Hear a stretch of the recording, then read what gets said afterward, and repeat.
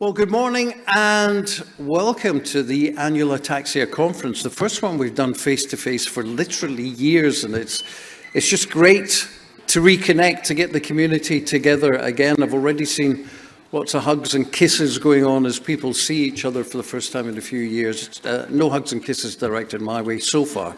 Maybe I'll get lucky later, but it is nice to see everybody just warmly meeting up with each other again. I do have a lot of bits of information and agendas to get through before we get to our first speaker, so let's batter on with that. But if you are relying on the hearing loop to hear, I'm told that the hearing loop area doesn't go all the way to the back, so if you are finding it breaking up or not working properly, the further forward you move, the better. So, on behalf, welcome. 4 years since we were all together. We've been doing the conferences online, and there are many of us here, as you can see, looking around the room. In fact, it's a packed room, but there are many who couldn't make it and wanted to be with us, and there are various reasons. We know that the weather has been horrendous, biblical in some places. So many people who want to be with us can't make it, so they'll be watching at home. Hi to you. Some people have contracted COVID, unfortunately, or flu. Hi to all of you as well. And the chair of Ataxia also is stuck in Scotland. Normally the chair would be here, and we wish them well. It's a weather warning up there that has prevented our chair from coming and joining us today. I do want to welcome here Anne Neuman, Elaine Hawkins, and John Tilton. Now, why am I doing that? Well, the reason is that they are from Biohaven, and Biohaven have sponsored the conference today, and without their support, it'd be very much more difficult for us all to put this on. So would you join me in thanking them with a round of applause? Thank you, and we'll be hearing from them a little bit later on in the conference. We also have two brand new stenographers. Those are the people who put the words from the stage directly up on the screen. And I'd like to welcome Kate Richardson and Joanne Petra to our conference. Thank you. Now, you don't know, but normally what I try and do is catch the stenographers out with big, long words. I'm going to give you an easy ride, so I won't do that this year. But next year, if you're with us, watch out, I promise. As everyone will tell you, we do tend to have a bit of fun with the stenographers. Not this year, we'll give you an easy baptism. Okay, let's get into some housekeeping then, shall we? The fire drill, as you know. If the intermittent fire bell goes off, it's not a drill, there are no drills planned, so please make your way to the nearest fire exits, you can see them there, and you should prepare to leave the hotel. Now, I'm told that the fire exit leads to the main car park, so that's where we would meet up in the not just unlikely, but the almost impossible scenario of there being a fire here today. And if you need any help, there are members of the hotel staff around. This doesn't just go for the fire drill, but throughout the day, it's your conference, you've got to get the most out of it. The hotel staff want to make us feel welcome. We were here 4 years ago for our last conference. We're kicking off face-to-face again. They want to make it a success, as we all do. So don't hesitate in asking them for any help. We also have Georgina Wilson, Joshua Morris, and Marie McGurr from St. John's Ambulance. Could you stand up so as we can see where you are? I think they're just outside. Oh, they're just outside. Okay. So in green.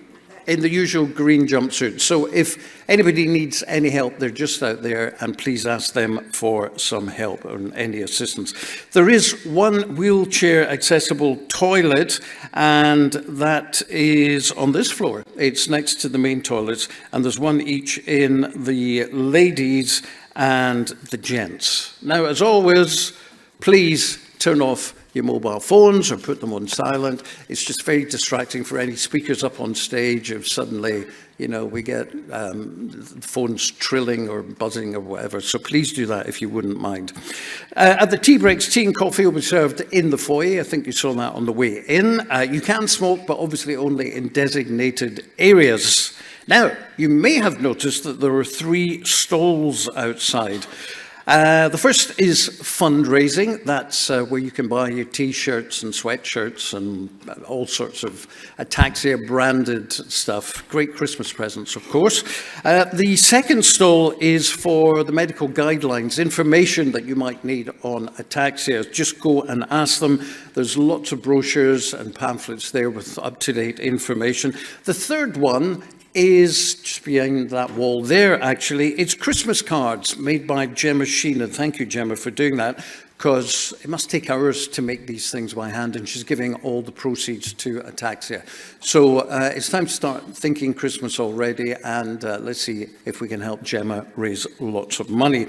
And don't forget to buy your raffle tickets. We've got some great prizes outside, and as always, it's a fundraising initiative. The more tickets you buy, the more funds go towards Ataxia. Finally, we want it to be a belter. We want it to be a cracker today to get back together face to face. Part of that is what Ataxia lays on for you and all the hard work that's gone into organising this. But part of it has to come from you. You have to seize the moment. You have to seize the day. You have to embrace being back as part of this community and make people walk up to strangers or renew acquaintances, ask those questions, ask for help if you need it. It's not a passive conference, it's very much an active conference, and that means you taking part. So do look for the trustees if you need assistance. Those are the ones with the red lanyards. Let's have a look at the agenda then. We've got a morning agenda which looks like this. You can see Sue Millman, our CEO, will be joining us shortly on the stage for her annual update. Then we have Carol McCudden, who's going to do our first It Works For Us. For those who haven't been at conference before, that's where we get somebody to talk about how they work with Ataxia and Ataxia works with them. Then Aaron Cox from NeroLife will be joining us. And Lily, Olivia and Bridget. Now this is quite an interesting one because they're from, as you can see, Dogs for Good. And they're going to be talking about the benefits of an assistant dog. And I am told we may very well have one here. So that'll be fun a little bit later on. We'll have our break. Then another Works For Me. Dee Smith will talk about how having ataxia hasn't held her back from modelling and acting. And Rebecca Downing will talk about, it's a really interesting one actually. She noticed something that others hadn't really noticed, and she managed to talk ataxia into getting a brochure made up specifically for the thing that she'd noticed, and more on that a little bit later on. Then after the morning break, we will do the division into two different strands. So these are the breakout sessions. If you are interested in Friedreich's ataxia, then at 11:20, the doctor's question and answers in the Donington, then lunch, and then you get the research update back in the Donington. You'll notice we have to stagger it because of the numbers for lunch. So if it's the cerebellar ataxias, the other ataxias, then 11:20, you've got your research update in the Wheatcroft, which is here, this room here. Thank you, Sue. 11:55, you've got the doctor's questions and answers here, and then your lunch at 12:30. So that's the pre-breakout breakouts, if you like, and then we will have the breakouts after that. Now, we will have the Doctors Q&A, as I mentioned, and I'm delighted that Professor Paola Giunti, who supports us so well, is back here with us again today, and joined by Dr. Shpresa Pula. Now, we had hoped that Dr. Priya Shanmugaraja would join us. Unfortunately, again, due to the weather and travel difficulties, that's not going to happen. But the doctor will be joining everybody online. And in fact, those watching at home, hi to you. I think we've got near enough 100 watching at home online. Lucy's going to look after you. Lucy always is the technical wizard. And you will have your own breakout sessions too, which she will help with, and more on that in just a moment. First, the in-person breakouts for those in the room. Lucy doing mindfulness, Olivia neurophysio, Ashika doing genetic counselling and having a family, Jessica Sugden and Ailey Clark doing benefits, Trish Daswini from Cole Creatives will be talking, no, that's actually, the makeup tutorials was going to happen, but in actual fact, not going to happen now, again, because of travel problems. Then Wendy Omant and Joe Lewis, speech therapists, giving the presentation on the gift of speech. And Sue, what do you want from an ataxia specialist nurse?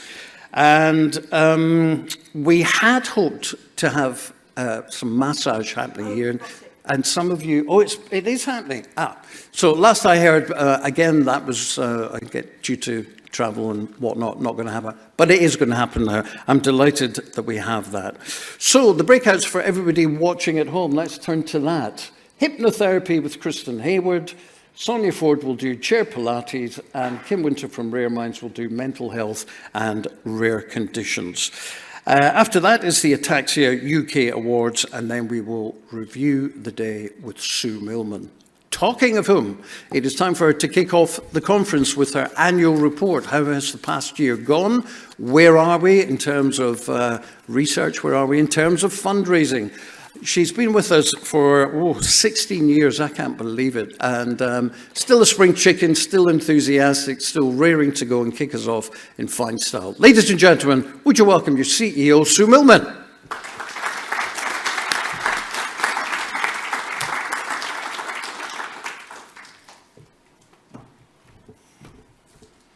Have to be careful getting onto the stage these days. I'm not the spring chicken I once was.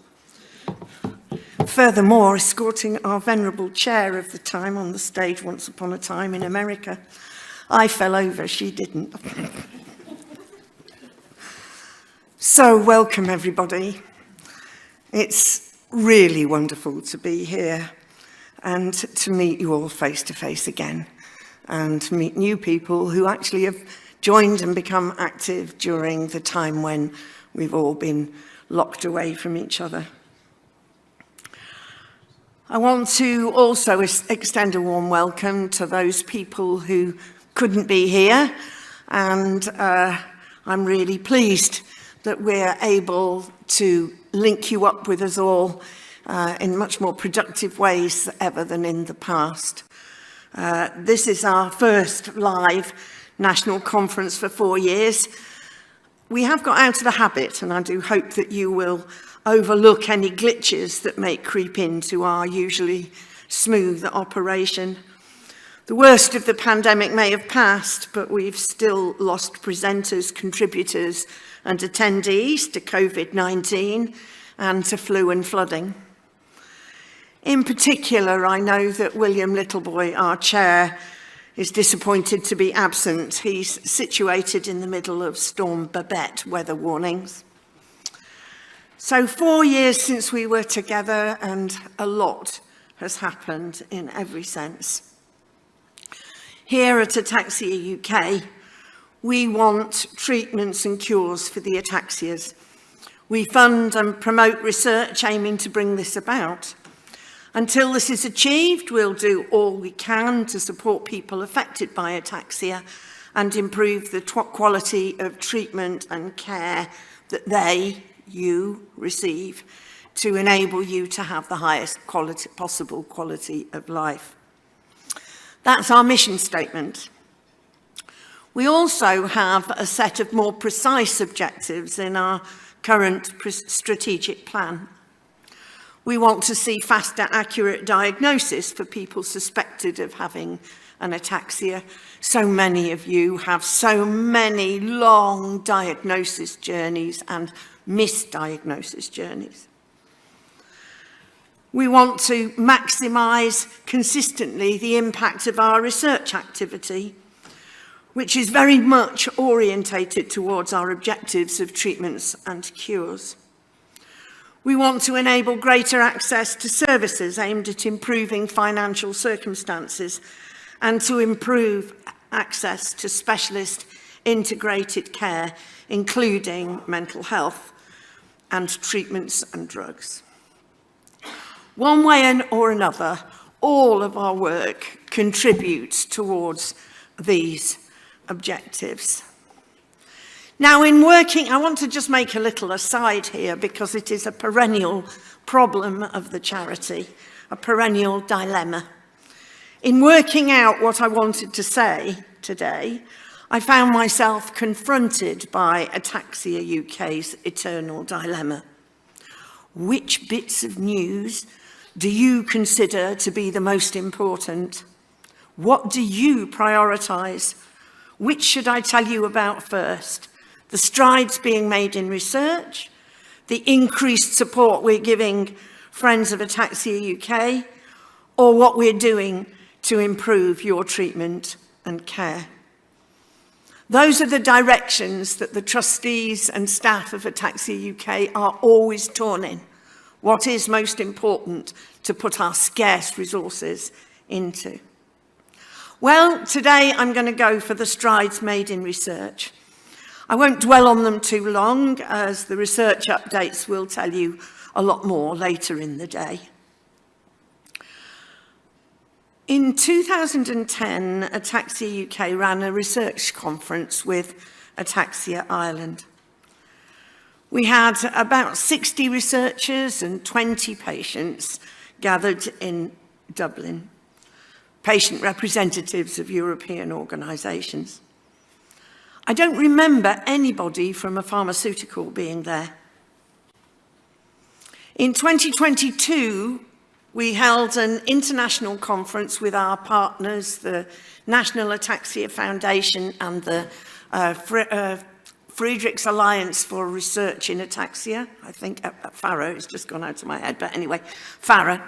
And we had 350 people there. So in Ireland, in 210, about 80. And in Washington in 2022, 350. And those 350 delegates came from research organisations, labs, pharmaceuticals, patient organisations, and other organisations that are associated with the push for ataxia research. Next year, Ataxia UK is planning to hold, with the same partners, NAF and FARA, the research conference in London. And this time, we're planning for an attendance of 500.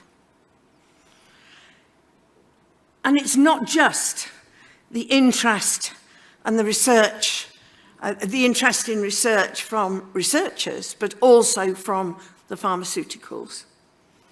They are willing to support our sector when we come together to push forward in research. And in fact, their sponsorship last time, and we hope next time, was magnificent. So there is much increased interest in research in ataxia.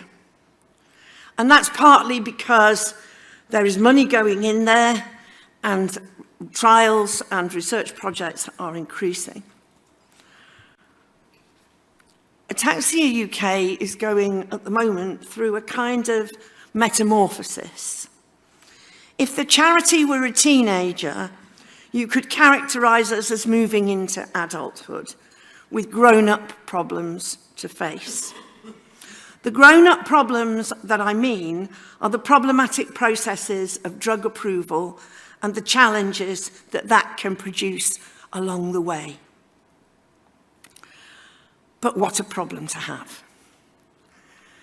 When I first attended an Ataxia UK conference in 2007, there was very little on the horizon.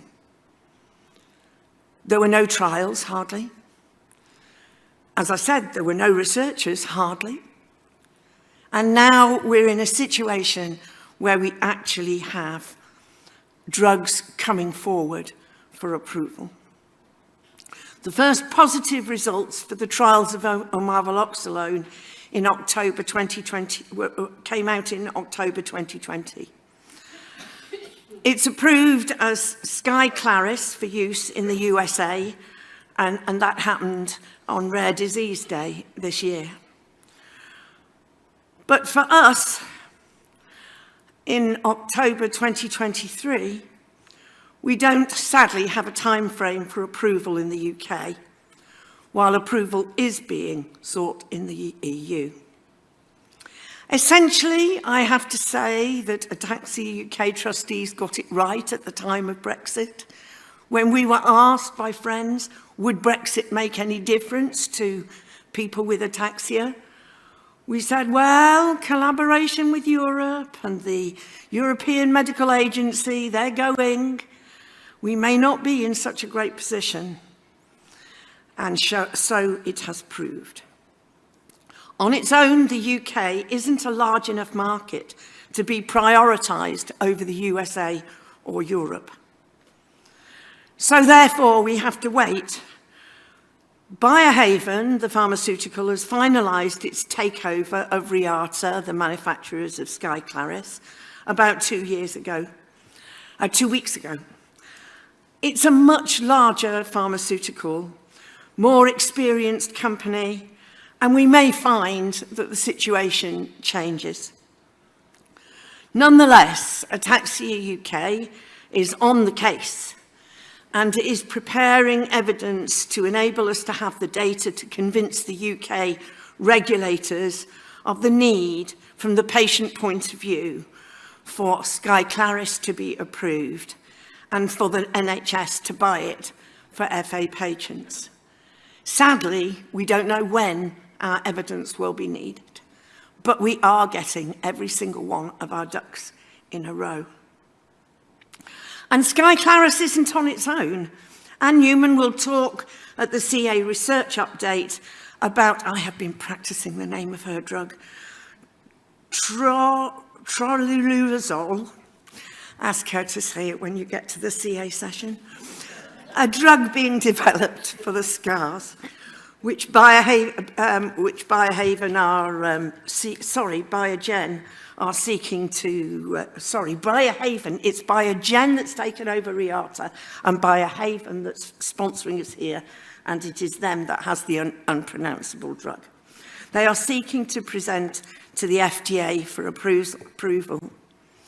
Interestingly, there was difficulties getting the FDA to take omaveloxolone on for approval, and there was a campaign on the part of ataxia patients from the US and all over the world to try and persuade them to do this. And you know, it's happened again with Biohaven's drug. We are trying to persuade the FDA to consider it. These approvals for ataxia drugs it doesn't seem like they're going to come easily. We will, of course, keep on with our funding of research grants in our wider research strategy, but the grown-up ataxia Ataxia UK has to have other priorities. One of which is to learn how to enable people affected by ataxia to raise their voices, to intervene in crucial discussions in environments with which we are at the moment unfamiliar. So we will continue to research to get more treatments and cures in other ataxias, but we also must learn how to intervene in the approval process and make sure that we get the drugs available in this country that people need. Another part of our growing up is taking on the problems which the younger charity found almost impossible to think about. How could we, such a small charity for a really rare condition, find ways to improve services that people with ataxia have from the NHS? Well, we grasped that nettle around 20 years ago and financially supported the development of ataxia centres in the NHS. The last 4 years have seen the reapproval of the Oxford Ataxia Centre and the accreditation of 3 new children's ataxia centres, meaning that every adult centre has a children and young person centre attached, working in partnership, hopefully relieving the problems of transition from children's services to adult services in the NHS. Overall, the strategy of developing ataxia centres in the NHS has proved really successful. And we estimate around a third of people with ataxia in the UK travel to an ataxia centre because of the better treatment and care that they get there. But think about it. A third of the people in the UK travelling to Sheffield, Oxford and London, they're not very geographically dispersed, those places. You've got people who are a lot farther away. So our next step is to try and see what we can do about improving treatment and care for people who can't get to an ataxia centre. And that seems to be, at the moment, about 2/3 of you. So, as I said a couple of conferences ago, our aspiration is to introduce an ataxia specialist nurse model to Ataxia UK. The model is that we employ the nurse and they work with people who have ataxia, or affected by ataxia, so you and your families, to smooth the passage and join up the dots between the various bits of the system to make everything work more smoothly. Well, when I spoke about it previously, this hope was an aspiration, but it's now going to come to pass as part of our recent successful National Lottery Community Fund application.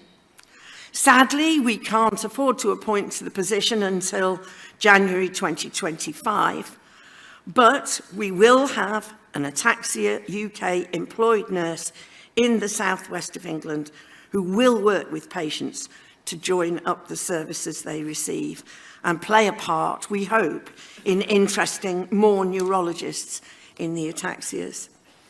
Of course, our aspirations don't stop here.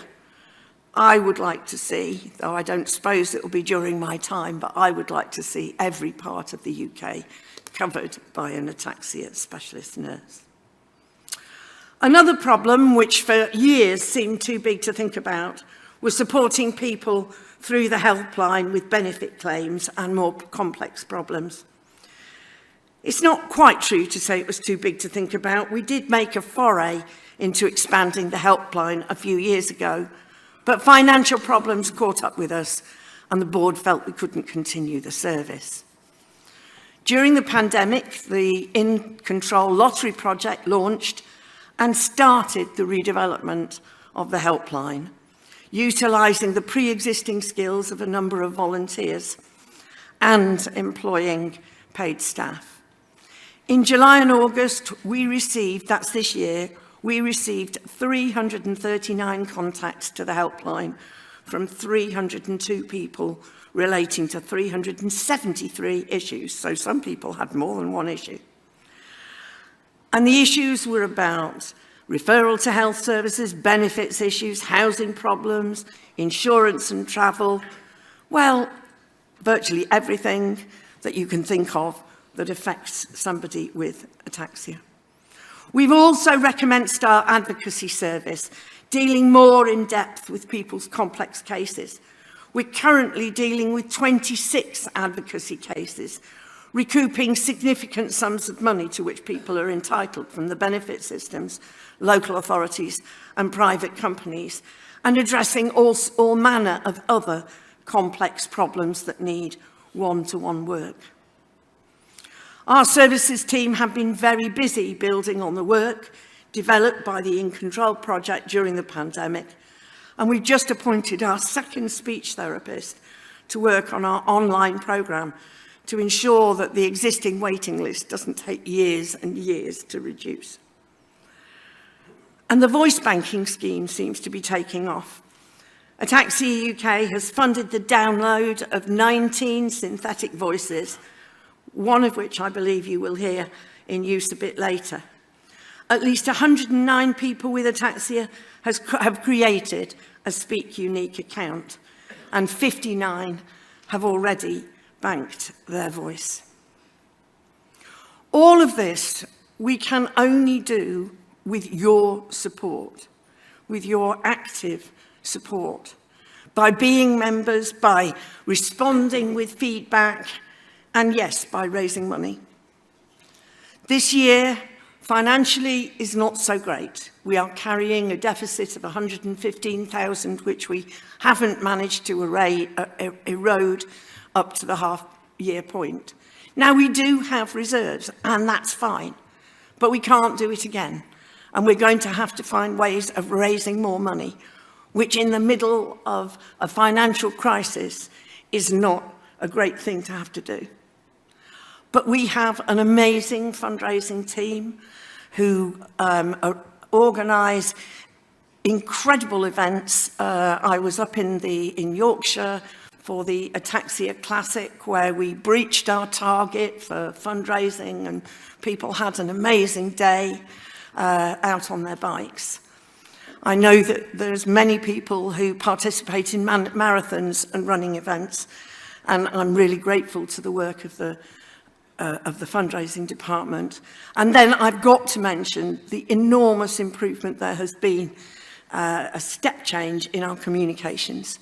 And I hope that you too have noticed that our communications have become much more professional, much more thorough, and indeed landed us up with a long period where Ben Spencer wasn't off the telly.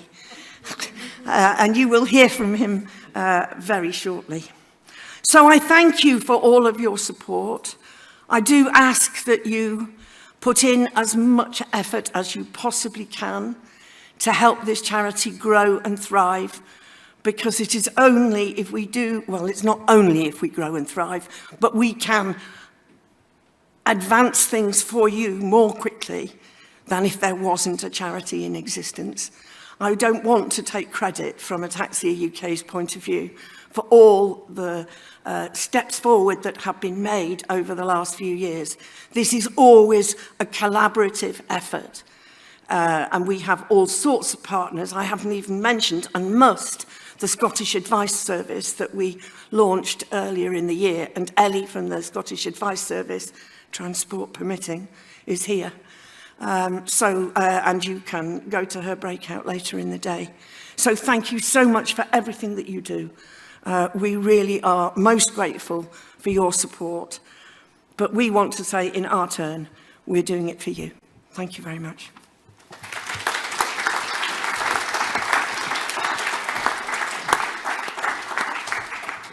Thank you very much indeed, Sue. Well, our next speaker is Carol McCudden. And Carol is an occupational therapist. Carol has Friedreich's ataxia, and Carol is a trustee of Ataxia UK. And as an occupational therapist, she's been working in placement, putting occupational therapy students in placements working with Ataxia UK. Well, why? What's the benefit to us? What's the benefit to them? That's what she's going to speak about now. So, ladies and gentlemen, would you welcome Carol McCudden? Thank you. Thanks. Good morning.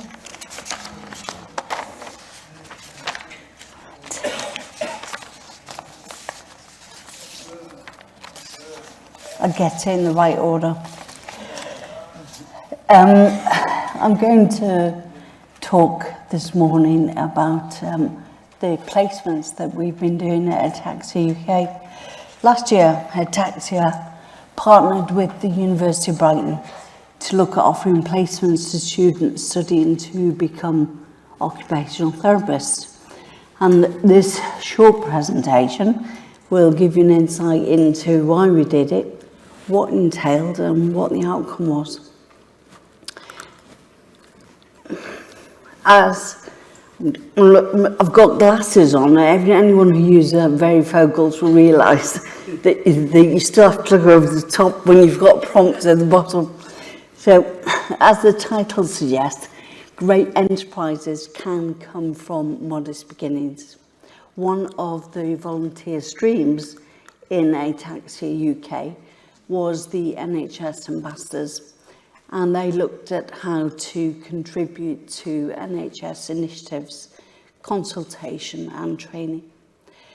As a small organisation, Ataxia UK relies on its volunteers to help support and deliver some of its initiatives.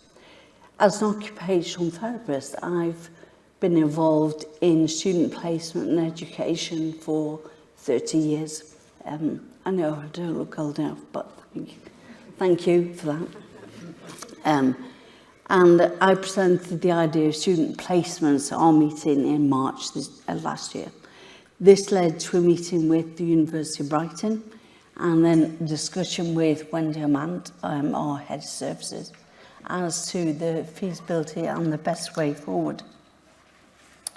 By July, Wendy had been on a course with the university, and she'd learned about the role and the responsibility of being a practice placement educator in a diverse placement, and I had agreed to be the long-arm supervisor.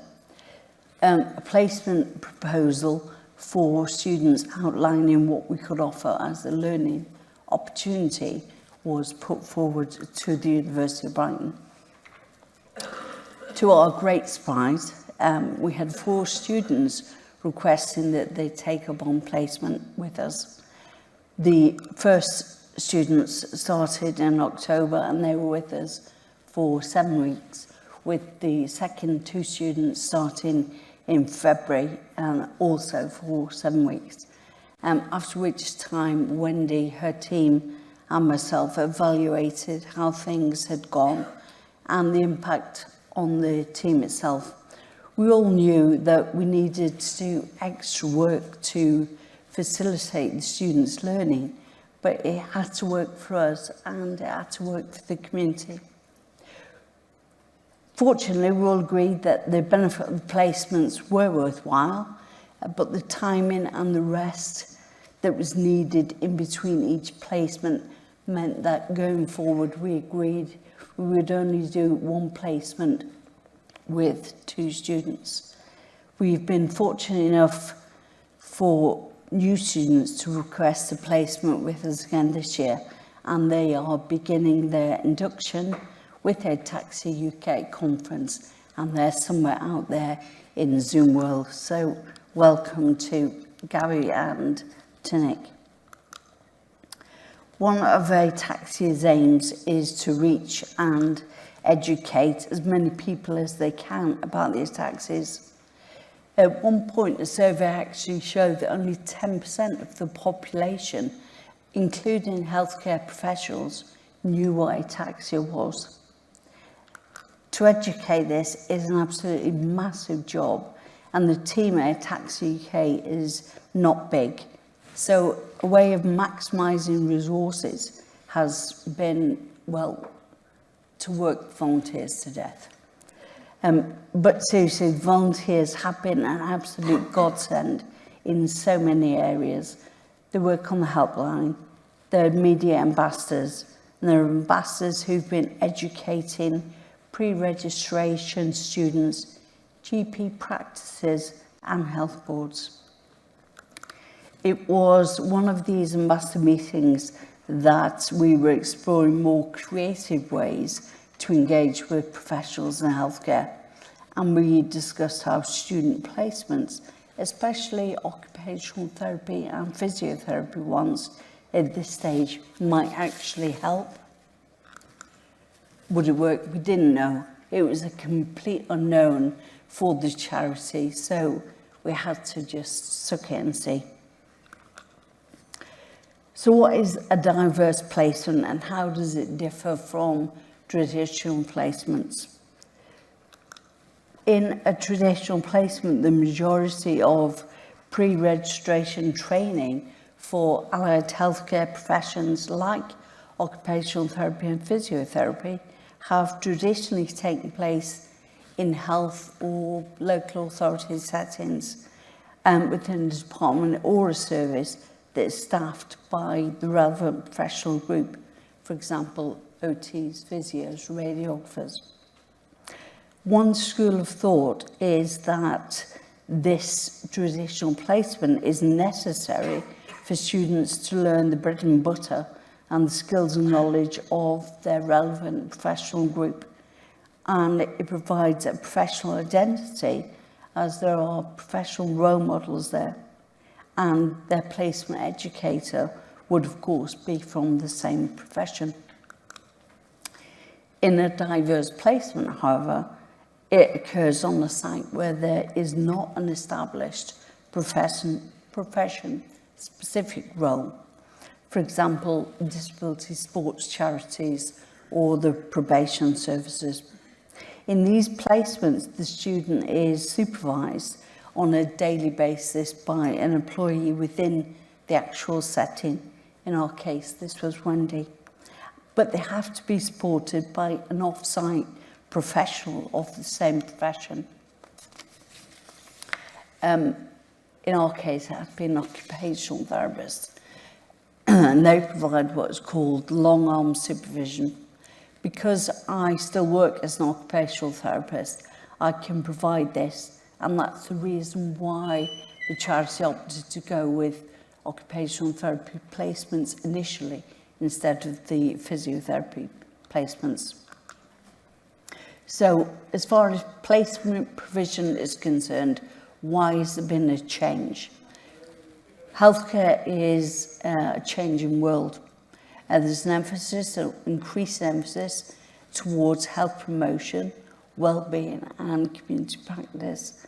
And there's also a lack of placements for students, but more importantly, job opportunities when they qualify. And that requires them to have skills, knowledge and confidence to work or be employed in different settings now. That's a necessity to remain viable as future professionals. For these reasons, about 14 years ago, the then Health Professions Council, who are the regulatory body of the allied health professions, and the then College of Occupational Therapists, before we became Royal, suggested that placements be provided in new and diverse settings. But even today, this is still evolving 14 years later. So, what are the benefits for the students? Well, research has shown that students in diverse placements compared to traditional placements develop their own professional identity faster, and they have a deeper sense of professional identity rather than copying their practice educator who has the magic pen to pass or fail them. They're less passive and they use their initiative more. They have a deeper developing sense and a greater belief in self. They don't fall into an existing service practice, and therefore they have more freedom to work out who they are as emerging therapists, and they have a better understanding, in this case, of what occupational therapy is and how it can be used as creatively as possible, gaining skills that they may not have the opportunity to try in a traditional placement. So how do they benefit service users? Well, the simple answer is they get a better service. The barriers are broken down and it facilitates an equal footing, which is key to occupational therapy's values and beliefs, which are often compromised in traditional settings where they're forced to do to people rather than do with people. Has it worked? Oh, have I done that one? The students evaluated it. Has it worked? They sent out a survey to Ataxia UK staff and to friends. The question was, the first one, yes, it did, 100%. The second one, yes, they were useful, 100%. Yes, we do understand more, by 100%. Yes, it was worthwhile, by 100%, which for the students was really good feedback. So how did Ataxia benefit? Well, the services team have learned more about occupational therapy and what it can offer, and that's wider than just aids and adaptations. It's gained resources and that have been produced and provided by the students. And as a charity, you have educated fledgling occupational therapists about ataxia so that they can continue to spread the word educate people they come into contact, not just their fellow students, but when they become professionals as well.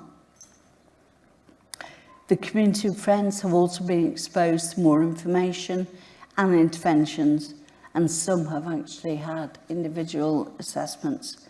So thank you to them for putting yourselves forward for that. You know who you are, and more of you will be asked to come forward in the next 7 weeks. And finally, what did the students themselves actually gain, and what did they take away from the experience of working with Ataxia UK?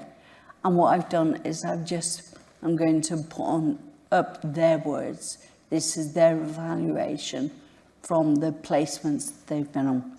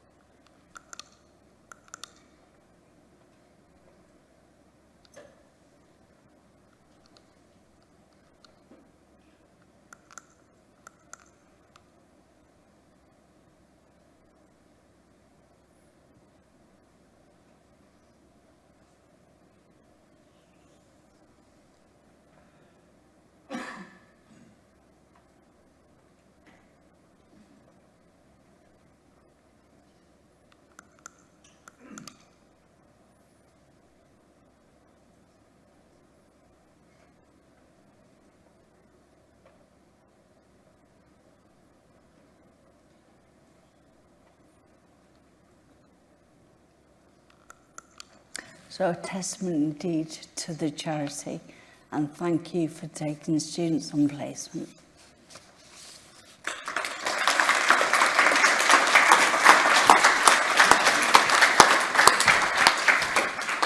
Thank you very much indeed. I'll nick this back off you if I Thank may. you. Ladies and gentlemen, as she leaves the stage, a round of applause for Carol McCudden.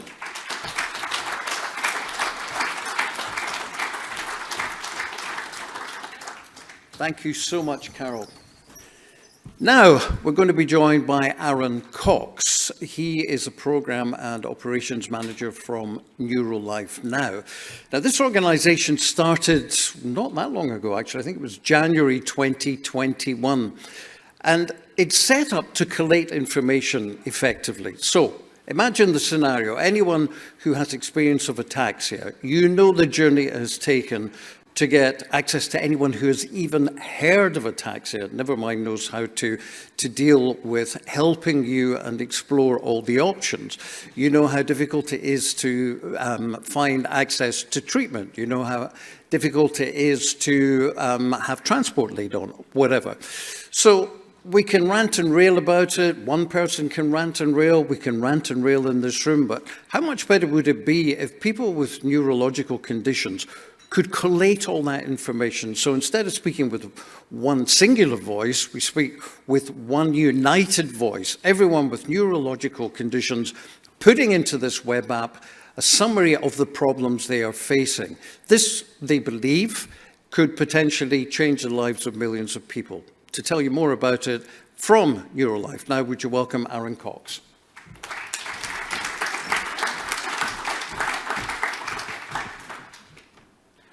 Thank you, Paul. Thanks for inviting me along today. Thank you to Sue for being such a supporter of NeroLifeNow. Just a minor bit about me. I'm Programme Manager for NeroLifeNow. If you contact NeroLifeNow, you're probably going to get through to me. So it's a small team of one with a supporting cast behind me. I've personally got experience of neurological conditions through both my parents. That's how I've come into it, and I've worked in the neurological area in the charity space for the last 10 years. So and both my parents had forms of ataxia, or suffered from some of the symptoms. So, NeroLifeNow was founded... Oh, there's a clicker. So, NeroLifeNow was founded by the Brain and Spine Foundation and Neurological Alliance, who Ataxia are a member of. So, Brain and Spine Foundation have been going for just over 30 years. We support people across the UK with any neurological condition, running a neuroscience-trained helpline. We also run information services that a lot of the specialist nurses is in contact with. We work very much collaboratively with other charities as well. We run support groups as well and creative groups remotely, and enhanced service as well, where we are able to offer enhanced emotional support through our neuroscience trained nurses. And the helpline is purely run by neuroscience trained nurses Monday to Friday. We work very closely with other charities, as I mentioned, and we get a lot of professionals reaching out to us to ask for information, because it's very hard to know about every condition. The Neurological Alliance, you may have heard of a bit more. They're over 100 member strong organisation, charity that lobbies and campaigns for change for neurological conditions. They've got sister organisations in the devolved nations, so Neurological Alliance, their symbol, that's the England one. But we do work closely with Scotland, Northern Ireland and Wales. And there you have a sister programme to ours, which is the My Neuro Survey, which runs every 2 years, and it's a deeper dive into information and finding out about yourselves.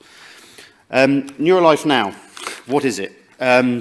I mentioned about the My Neuro Survey of Neurological Alliance. It's basically, NeroLifeNow is about capturing a pulse, an ongoing pulse of the neurological community across the UK.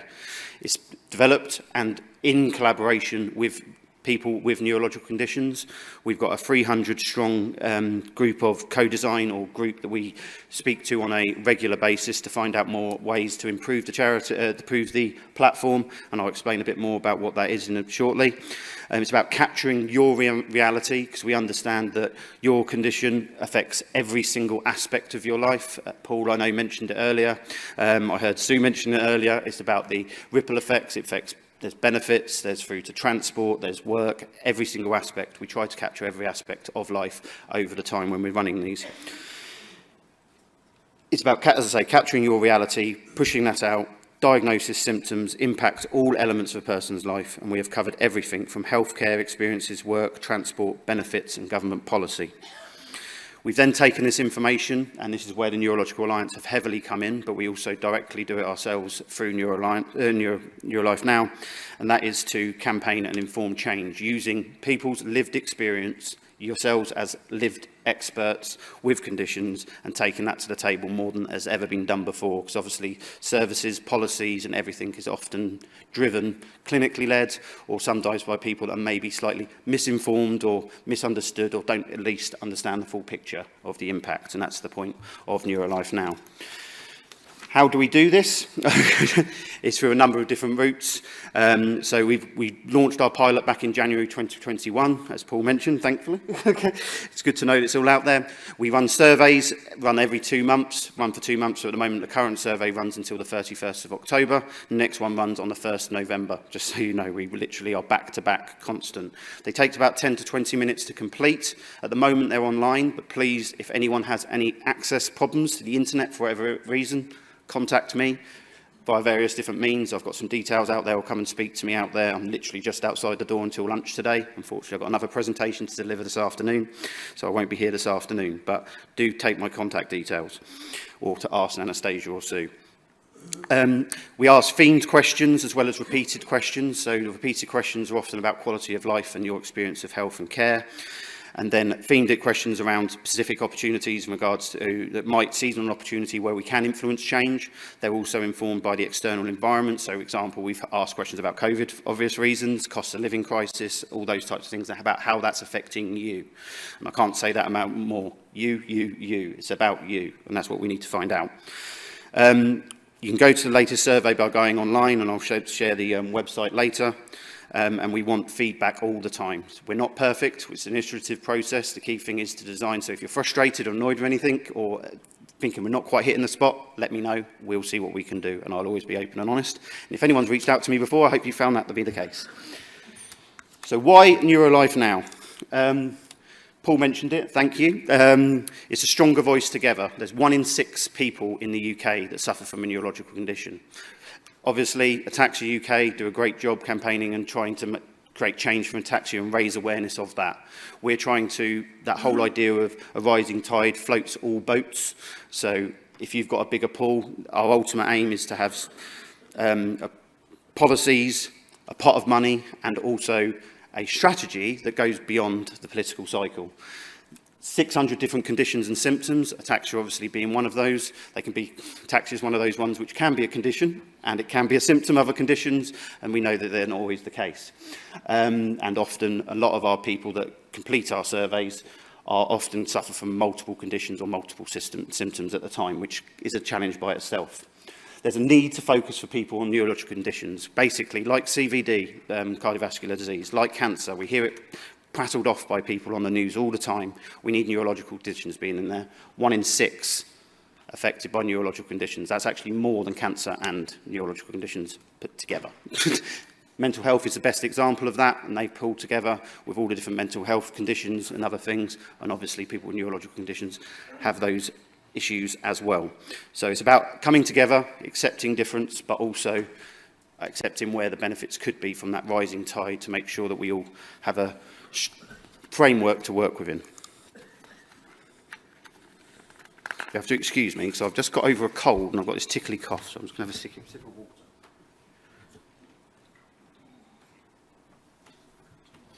So, what have we found out so far and what have people shared? We launched in January 2021. We run surveys every 2 months. Initially, we were running them every month.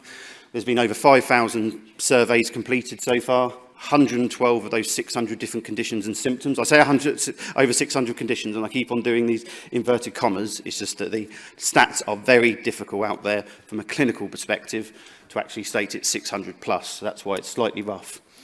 We've had 94% UK coverage, so a pretty good coverage. We still need to get better, and we need to complete more surveys. And that's part of the reason why I'm here. Please complete surveys, and please be aware of us and spread the word. We've had 259 people complete with ataxia since our inception. We obviously want to grow that, and hopefully after today we'll start seeing a spike of that. And we've had 20 different insight reports repeated. So every single time we complete a survey, within 6 to 8 weeks, there'll be a publishing of that report. So the July-August survey, we've analysed now, we've got the stats, and the data will be published on our website as of next week, it should be. I'm just finalising some of the final details of that now.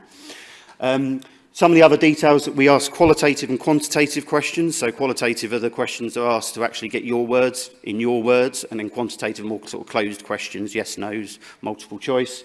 2 in 3 people from those quantitative questions. We've had 2 in 3 people having a feeling of anxiety and hopelessness, and that's been a consistent piece across the board since January 2021. That can be caused by the conditions we know, but it also can be caused by the uncertainty and everything else about the future. 1 in 5 people also report poor or very poor overall healthcare. That number could be higher, we think. We don't know. And as I say, there's a sliding spectrum on that. But we still know that number is not good enough. And that's what it needs to be improved, ultimately. And it depends on where people are on their journey. And it's a continuous journey. We also, as I say, ask for qualitative questions to be asked. So that's questions that are asking for more detail, really rich, deep insight, which is more than most surveys do offer. Particularly if you go into a hospital, you often get that family and friends score, which you get a score of 1 to 5 or on a scale. You don't really get any rich data. So we're able to do that. And we complete these, so we're able to capture little words. I'm not going to bother trying to read these out. But hopefully you'll be able to see that we're capturing what the lived experience is of people and really capturing it in their own words, and then being able to take that to government at national through to local level and hopefully individual eventually. Watch this space.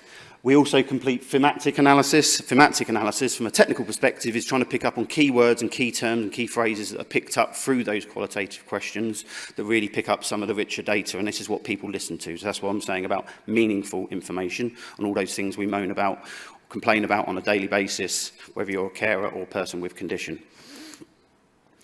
What have we done so far? As I say, most of the work and the impact has been done so far has actually been on more national level, and these are slow and big levers to pull, as you can imagine. However, our information has been taken to these are just examples.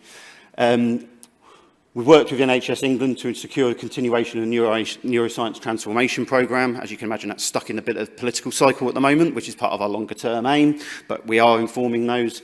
We are working with the NHS England on the key metrics for the care dashboard for neurological outpatients. So in an outpatients unit, you wouldn't believe these things aren't in place. We are working on that. or taking this information to them to inform. We've collaborated with other charities to uplift disability benefits. So when Mr. Hunt announced that last year, our data went in there because we asked some questions knowing that was coming in to say that needs to be taken into account. So our data was taken into account. So people's voices are having effect. And contributed to also the appointment of the new national clinical directors, neurology and spinal. There's 2 new national clinical directors. You won't see the impact yet. However, this is a huge step in the right direction. They're informing neurology and then also neurosurgery in both and spinal surgery. In the future, NeroLifeNow is the big thing for us is scaling up. We want to grow. At the moment, we've got a mailing list of 1,500 strong. That's growing on a daily basis by 3, 4, 5 a day as we start to push this out. We're a charity ourselves, so we have to piecemeal, and we'll hopefully see some bigger changes on that. We need to grow those. In the next 12 months, we're expecting that to grow to 10,000 strong, and then obviously even stronger than that, ultimately. The more people that complete our surveys on a regular basis, the stronger our voice is to be able to implement change. And that's why it's really key, if you can, complete the regular surveys, and then also tell friends and family members and everything involved. One thing I was going to mention, and I haven't picked up on, is that NeroLifeNow at the moment is focused on people with condition surveys, but we have got an aspiration, because we know the impact affects the whole family, to try and capture some information around carers and stuff like that. It's purely funding restricted at the moment, but we understand it's really important, so don't think we've forgotten about you. We're also working on, and we're just pending some funding at the moment, which should be, touch wood, I should hear next week, some funding for the co-design. Co-design means working with you guys to develop version 2 or the next version of NeroLifeNow, which will be an app. At the moment, it's much more website-based, and there will be a definite service for people away from neurological conditions, but the idea is for the app to be much richer in terms of what you can get out of the app, information, direction to other services and other things. As I say, we run a helpline. Part of that is navigation to other services. We refer to Ataxia UK all the time, and vice versa. So we'll be offering some things like that. We're exploring service evaluation and product evaluation. So basically, we're looking to run surveys bespoke to a particular service to offer rich feedback. So it's not just that friends and family score with a little bit of blurb. This is meaningful and independent data. It's analysed independently. And one thing to really say, and I haven't covered this off and I should have done, is confidentiality. No, none of your information is shared externally. None of it. I get it all the time. I get all sorts of things on Facebooks and other things. We need to sort of try and cut that out and do what we can. I know it's easy for me to say, but none of your information is shared at all. We obviously capture your information in terms of contact details because we need to inform you about surveys and information, but realistically, the reports and everything else that go out, they're all anonymised, unless you've stated you'd like your story shared, and then we can see what we can do ultimately. Or we might reach out asking, but that'd be very explicitly stated. The other thing is that we're working to, as I say, service evaluation, product evaluation as well. So that's working with pharma, big tech and stuff like that to try and get your voice back into the informing of designing of product, because they don't do that enough. They don't reach out enough, often the pharmaceuticals companies, and they end up talking to the same people and over again. So hopefully we'll be able to enrich that area as well. And then in future, doing more of this. We've now got a product that's proven, and we need to do it, and a service that's proven. We need to collaborate more with charities. We're collaborating with professionals and service delivery partners. The NHS obviously being the main one, but obviously other charities. And for example, we're testing at the moment some condition-specific reports that we're just trialling and piloting with a couple of other conditions at the moment, but watch this space, I'll see what I can do with Sue, about some reports that are specific for Ataxia UK or other charities and stuff like that, because we want to inform the charities and the services as well as inform the national government so we can try and influence change ultimately. If you need me, I'm just outside the door there until lunch. Unfortunately, I can't stay for the whole day because I've got another presentation this afternoon, but thank you for your time. If you do wish to complete a survey, and I hope you do, our website is there. All the details I've got outside, www.nerolifenow.org. And if you email me, I would put my personal email address there, but my name gets spelt incorrectly all the time as Aaron. So info@nerolifenow.org. And this is what the survey looks like. It's very intuitive, I've been told, and accessibility, as long as you can get onto the internet, has been covered as best we can. Ultimately, but do contact me via our helpline number that's outside, and I'll give you the number, or via this email address if you've got difficulties of any kind, or you know someone who is having difficulties. But if you've got any questions, come and find me. And thank you so much to Sue and Paul. Thank you. Thank you. Aaron Cox, ladies and gentlemen. So let's just leave that up for a second. I noticed a couple of you taking pictures of that website address and Aaron's info at NeroLifeNow.org. And it comes back to what I said. Part of this conference has to be you taking ownership and getting involved and being collaborative. So Aaron's outside. Make sure when we go for the coffee break, you do have a quick word with him. We have one more presentation before coffee. And it's another It Works For Me. Now we're going to talk about assistant dogs. And Lily, Olivia and Bridget are going to join us. Now, assistant dogs may be for you, may not be for you. It's time we explored exactly what they do and what they can help with. They help with people with disabilities, neurological disorders, people who have maybe got ataxia, some people who later in life maybe have dementia. All sorts of people can be helped with the assistance dogs, as we're about to find out. Dogs for Good. Ladies and gentlemen, Lily, Olivia and Bridget.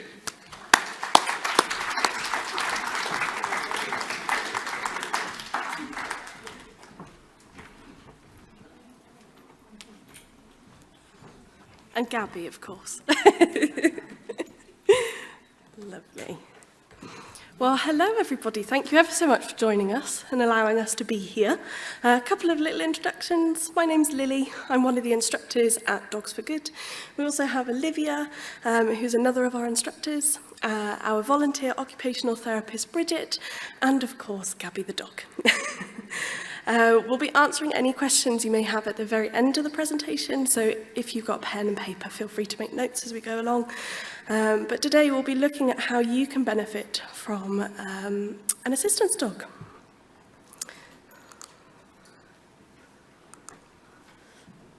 So, at Dogs for Good, we make life-changing differences for people with disabilities through the power of our expertly trained assistance dogs. Our assistance dogs support adults and children with a range of disabilities, adults with dementia, and also children with autism. Everyone has different life goals that they think an assistance dog can help with, and it's our job as instructors to help people achieve those goals with their dog. Here we have one of my clients, Sheila, and her assistance dog, Ren. Through a strong bond, consistent training and support, Ren has really changed Sheila's life. And this is what Sheila has to say. I'll try to explain how Ren has changed my life completely. I was dependent on my husband and son for nearly everything. I did not go out on my own. I was withdrawn and depressed. Now, with Ren, I'm a completely different person. She helps with my clothes, fetches anything I drop, and has made me more confident. She is so loving and eager to please, and I don't know what I would have done if she was not here.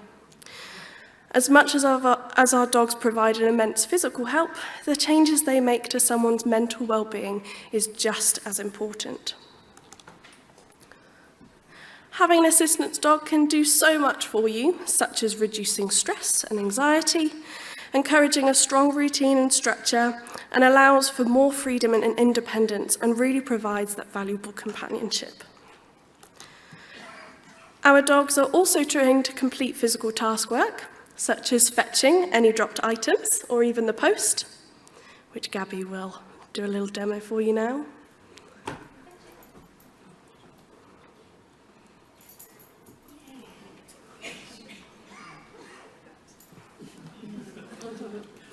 Pulling clothing on or off, helping with the washing machine.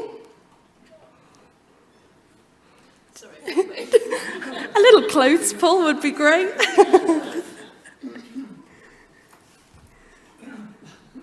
This jacket's a bit tricky, so it requires a bit of a stronger pull, but she's got it.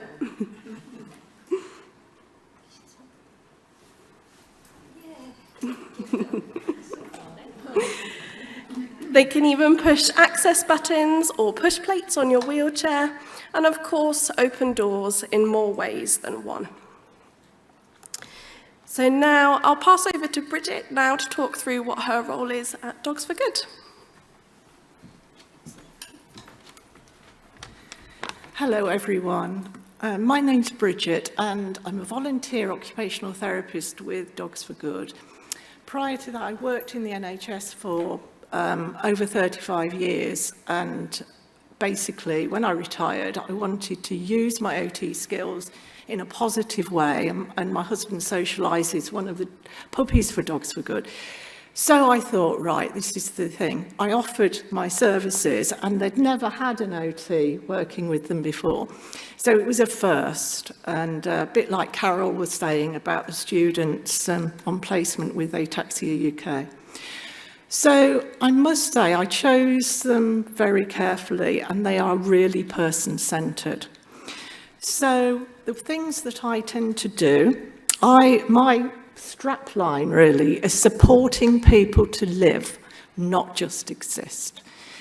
And I help people navigate the increasingly complicated systems that I'm sure you all experience within social care and the NHS. The instructors refer people to me and clients. And I will have telephone contact, remote contact. Sometimes I'll do a home visit. Did a home visit with Olivia not so long ago. And we decide together, it's a partnership. We decide what the goals are for the individual and whether or not, using some of my OT skills, we can help. So the sorts of things that I tend to help with are the classic equipment, small items of equipment. And I was just watching that demonstration and I was thinking, well, you don't need a dressing stick, do you, or a helping hand, because you've got the assistance dog. But obviously, if all that was needed was picking up a phone or objects or taking off a coat, then maybe an assistance dog may or may not be the right thing. So I look at items of equipment that might be suitable, that people may or may not have heard of or know about, and point them in the direction of that. Also technique, methods of doing things. You know, we all get into a routine of doing things in a certain way, and sometimes just making a simple change, for example, sitting to get the washing out of the washing machine rather than trying to reach over and bend in and get it out. So simple things, almost common sense things in a way. But I tend to break activities down, analyse activities and break them down into small components and then see how we can accommodate or adapt. The other thing I do quite a lot of is referring on, because the instructors ask me to have contact with people all over the UK, really. So I can refer on to adult social care, to mental health services, increasingly referring to mental health services. And I do have a background in mental health and physical health. So quite a good package, really, to understand the mental health needs of individuals. So I'll refer on and try and navigate myself through systems that are really complicated. Signposting, do a lot of that. Some of you may have heard of an organisation or used an organisation called Remap. Don't know whether anyone has, just looking around the room.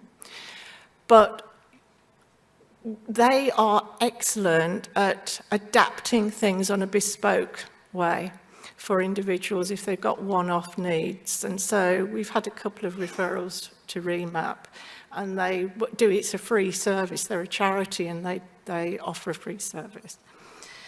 And increasingly looking at funding applications for people, ways of just getting extra money to try and support buying maybe risers for wheelchairs or anything really. I'm just thinking of risers because that's something I've been looking at recently, and also looking at trying to find funding for a young person who needs a certain level of education that isn't offered in mainstream. So basically those are the strands that I get involved with. I volunteer for the Dogs for Good for about a day and a half a week, and I can honestly say it is the most rewarding experience for me because it keeps my skills going, but hopefully it's also really helpful for the charity. So that was a very whistle-stop tour of the sorts of things that I can offer. But we're all going to be available at the break, probably to be coming and having a cuddle of the dog. But I'll be around if you want to ask me anything. So thank you for that.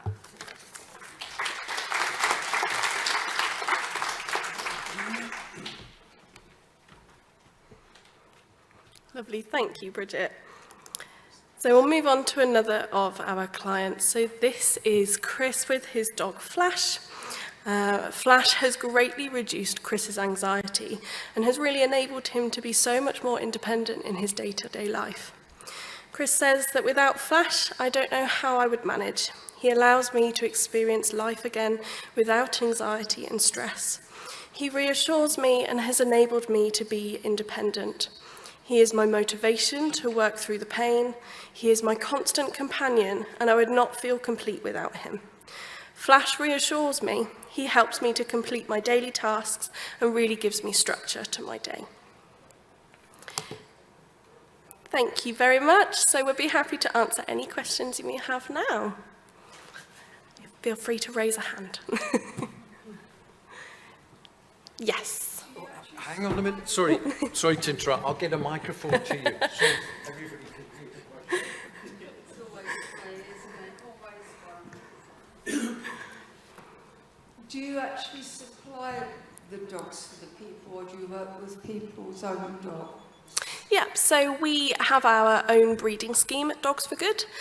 We tend to breed Labradors, Golden Retrievers and crosses of the two. Occasionally we will partner up with other charities like Hearing Dogs or Medical Detection, and if they think one of their dogs might be more suitable for one of our schemes, then we can do like a bit of a swap of dogs. But yeah, we train our own dogs and then provide them to people like you. Okay, thank you. That's all right. Any other questions? I've got somebody in grey just in the middle.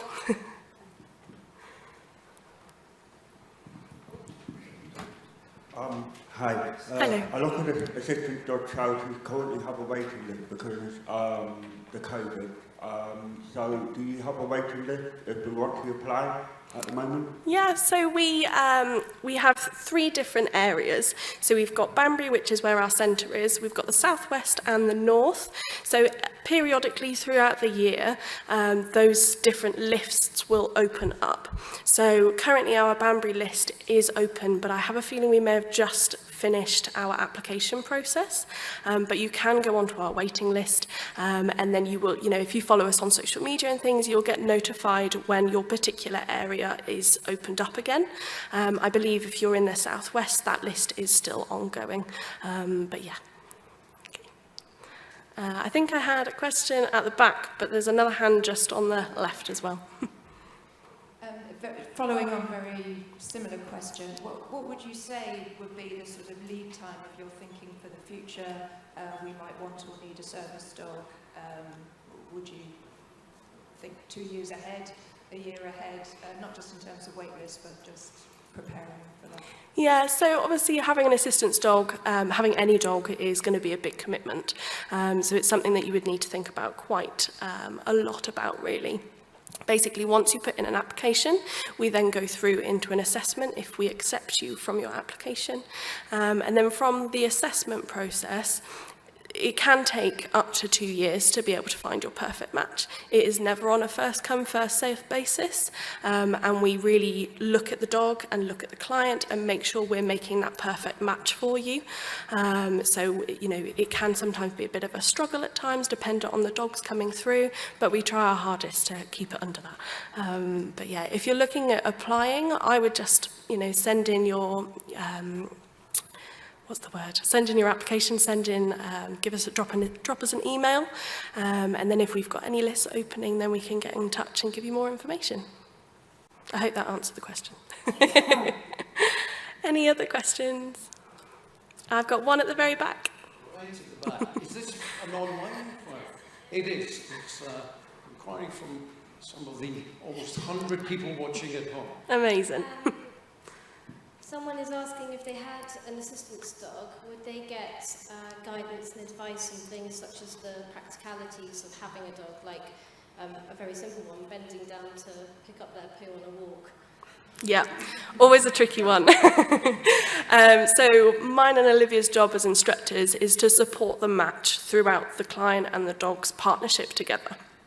So as soon as you're matched with a dog, we will be your allocated instructor and follow you through your life together with that dog. So we will support you through so many different things. In regards to picking up after a dog, there is a very handy little thing called a long poop scoop. So that's something you can always use. And if you've got a friend or a family member who goes on walks with you, you can always ask them very nicely to help.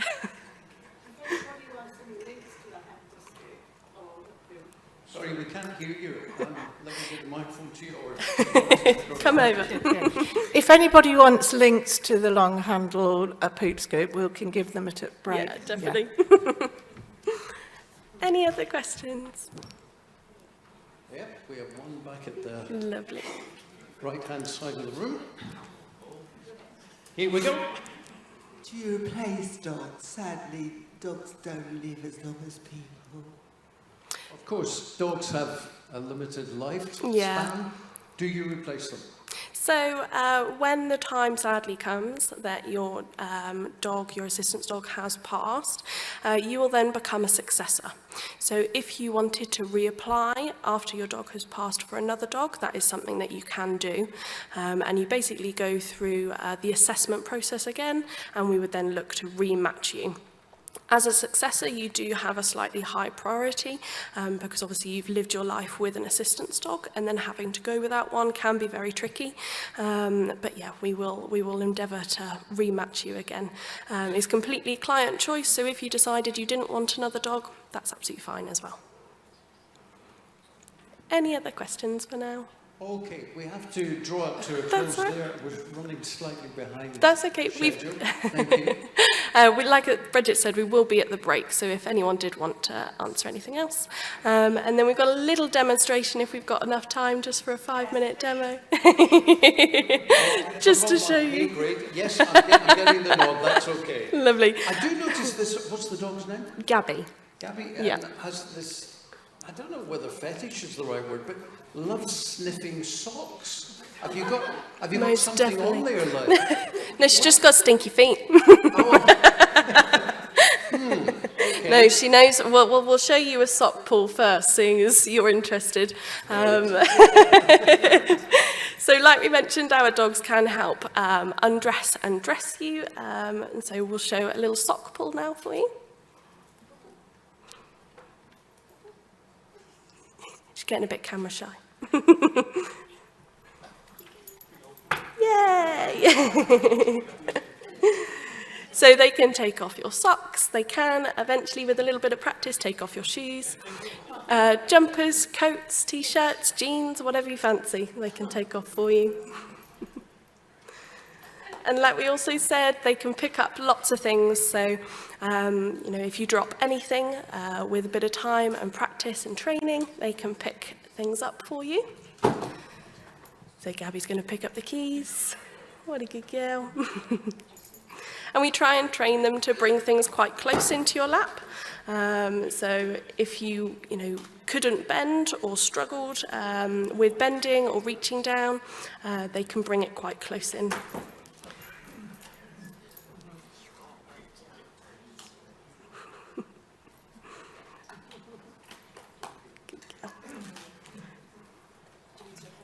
Yeah, so another of our favourites is a headrest. So using a headrest is a little bit like a sort of compression therapy, deep pressure therapy, and they will pop their head on your lap, which Gabby will show you now. Wrong thing. And we train them to stay there as long as the client wants.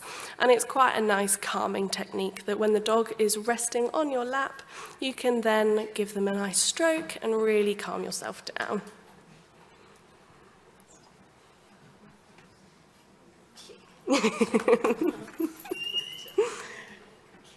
Was there anything you wanted to show?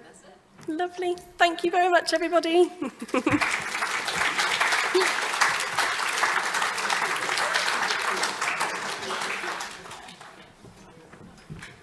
Thank you, Lily, Olivia, and Bridget. And that was just amazing. We've never had a demonstration like that at any of our conferences, so that was really special. Thank you so much.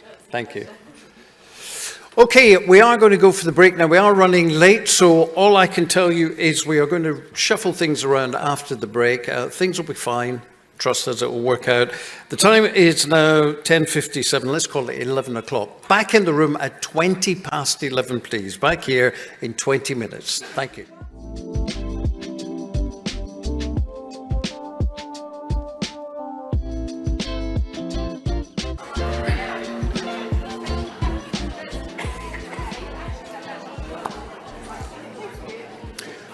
Welcome back, everyone. Thank you for being so prompt. Lovely to have you back in the room. Hi again to everybody watching at home. I've been getting some feedback from Lucy on how it's going out there, and you're all enjoying it watching at home. So thank you very much indeed for being there with us.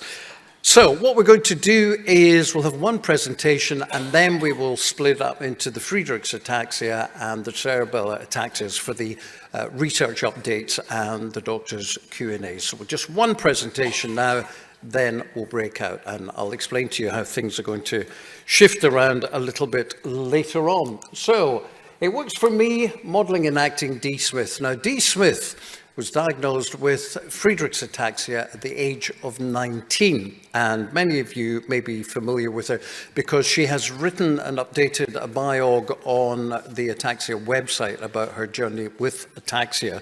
A journey that has not held her back in terms of getting into modelling and acting, as we will find out now. Would you welcome to the stage, please, Dee Smith.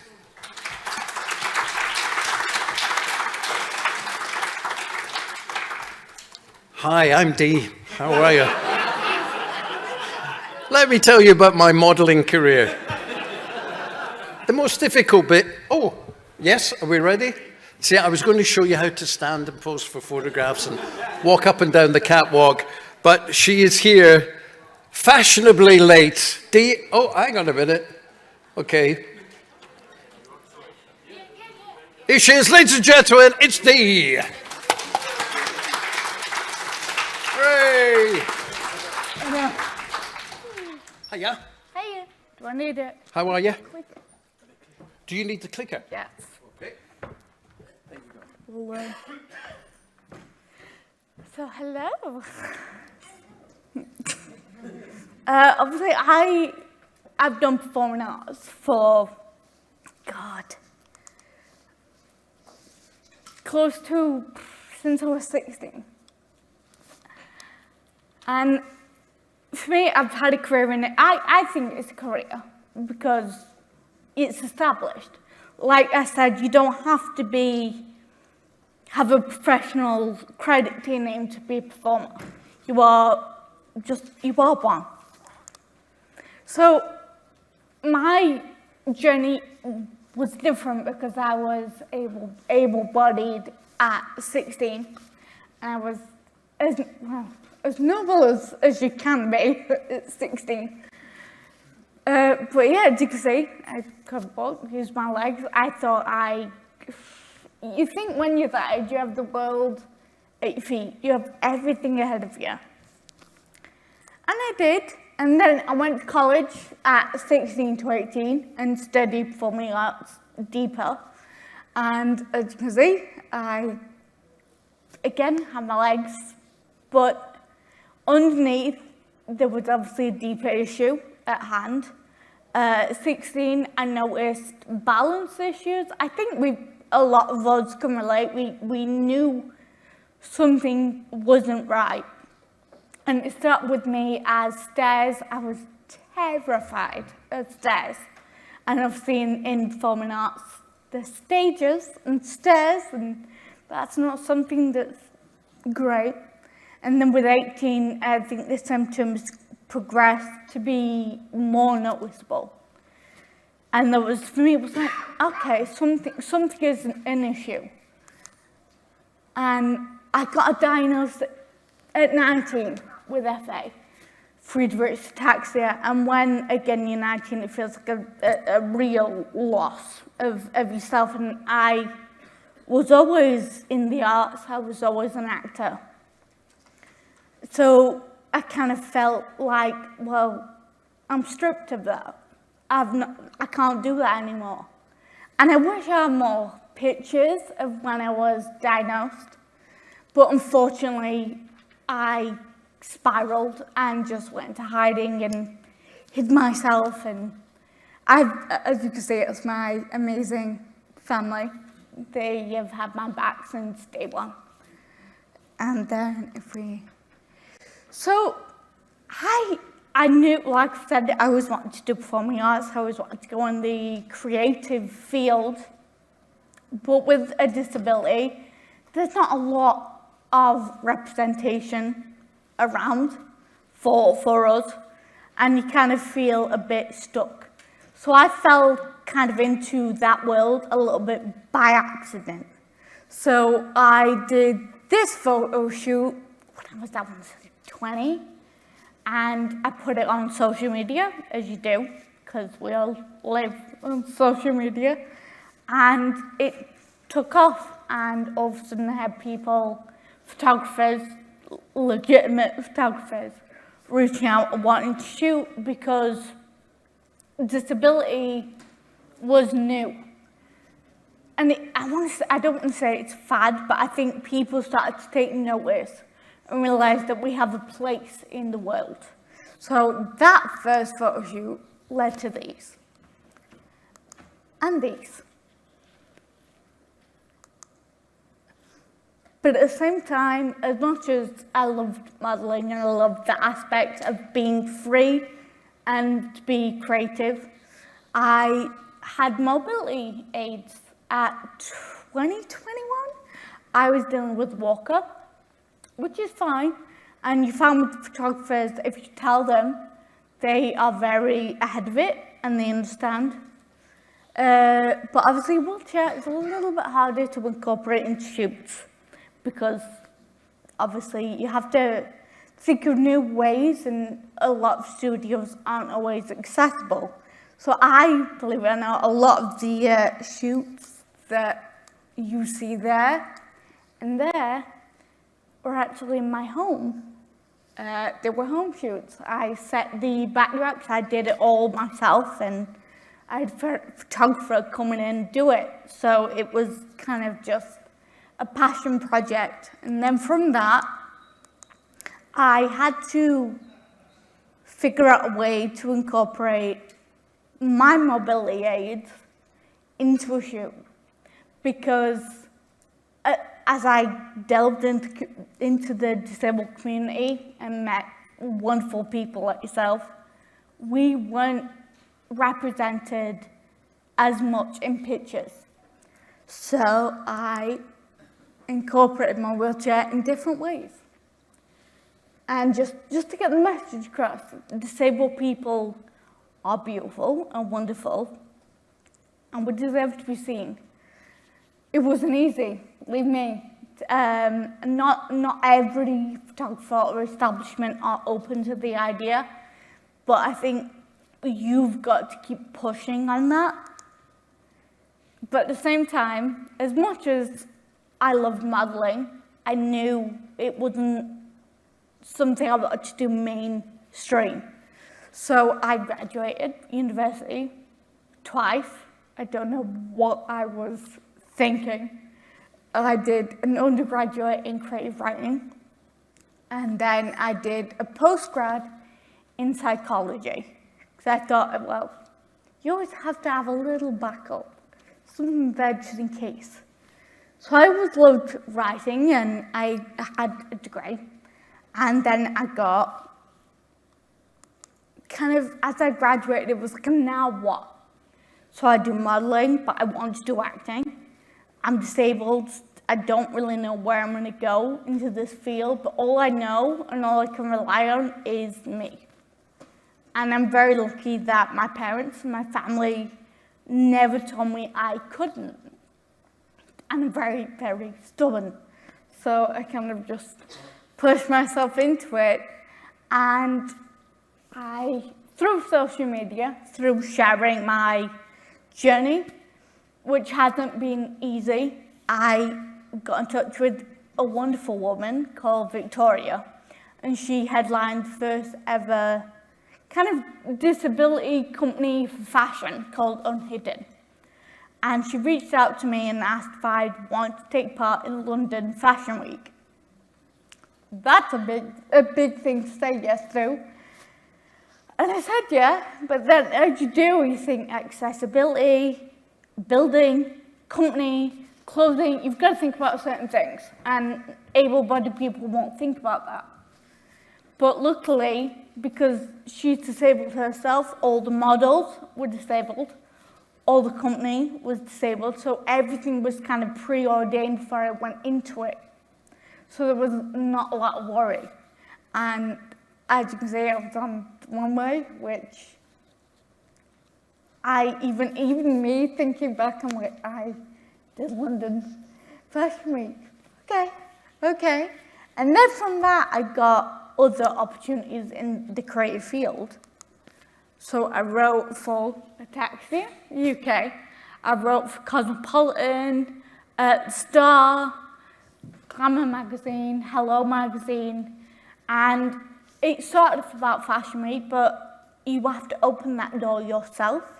You have to say, okay, we discussed this, but what about this? What about the accessibility issue within the industry? What about the lack of diversity? What about the lack of disability coordinators that I've come across? We need to discuss this on a bigger platform. So you get your foot in the door, like wheel in the door, and after that, the ball is rolling, and you get more articles to ask about different things, and you open the subject even more. So I'm 26, and obviously I'm still quite young, but now you think you should have what now? Because these are wonderful things, but they're not always going to be easily accessible towards, and you have to fight to be heard, fight to be seen. So my journey was on social media, it started there, and kind of representing disability and saying, okay, we're here, we're not going away. And there are so many amazing people on social media that are disabled with modeling, writing, acting, and you network, you speak to them because they'll help you all. And through this, I started a podcast called Training Wheels, and I networked with some amazing people, actors in the industry from America, directors, John Moore, who did All Creatures Great and Small, and he did prison show Screwed, and he's done so many amazing things. He's BAFTA winning, and he also is disabled. He has cerebral palsy, and it was meeting people like him that kind of opened this industry up more to me. So I realized, okay, we are in the community, and now we've got to vouch for each other. So through that, and through advocating, I signed to an agency, an international agency in London and America called DBA, Dry Blue Agency. They obviously work across the globe in big films. Like you name it, they've done it. But believe it or not, I was their first wheelchair actress. They've never had that before. And that when someone says that to you, it's crazy. Because you think there has to be more. And there is more of us. But we're constantly overlooked, and parts aren't always there for us. So we have to make them. And that's all I can say about this is, and I think it's just for anyone, whether it's creative, no matter what you do with disability, you've got to advocate for yourself and fight to be heard, fight to be seen, put yourself into the room and make sure you're part of it. And yeah, it's exactly what I did. And 26, but who knows? Maybe next year, hopefully, I'm speaking in my university I'm speaking with BBC Radio Sheffield, which I've done quite a few times. I've meeting with some big casting directors on disability. And recently, Reese Witherspoon's production company, Hello Sunshine, have branched out into disability with thanks to some amazing advocates.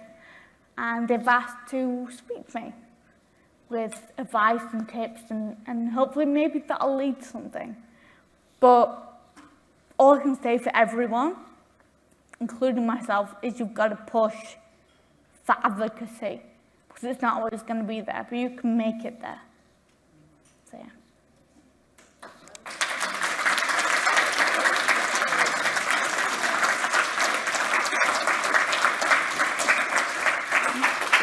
Dee, ladies and gentlemen. Thank you. What a wonderful attitude. Every time you ask yourself, what next? The answer must never be settle. Never settle. Push yourself. Wonderful, wonderful. Okay, now we are going to divide into two parallel streams now. As you can see there, we're slightly late, but just assume that those timings are more or less right. Friedreich's Ataxia, if you have registered for that, you go to the Donington, which is just across the foyer, and you're going to start with the doctor's questions and answers with Professor Paola Giunti and Dr. Spresa-Pula. Then you'll have a break at midday, you'll have some lunch, go to the restaurant at that point, then have a look at the stalls, and then your update on FA research and the drug Sky Claris will be at 13:40 for that. If your interest is in the cerebellar ataxias, then stay here in this room for your research update, followed by the doctor's Q&A, and then you'll break at 12:30 for a look at the stalls and some lunch. And then please be patient getting your lunch, incidentally, because of the numbers, we're staggering it. So we hope it will make it easier.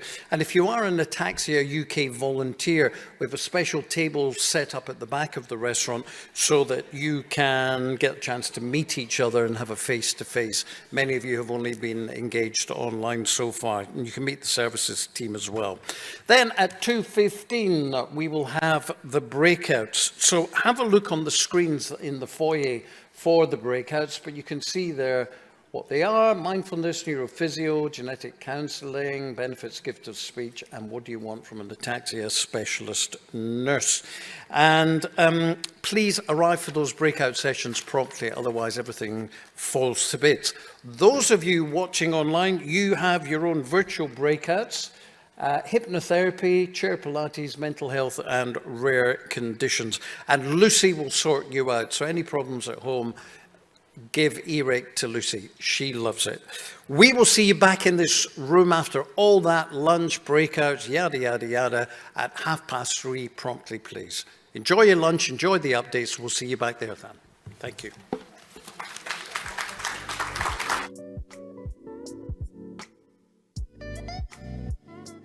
Back, you could easily do the wrong one.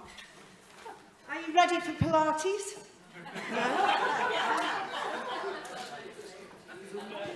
Right.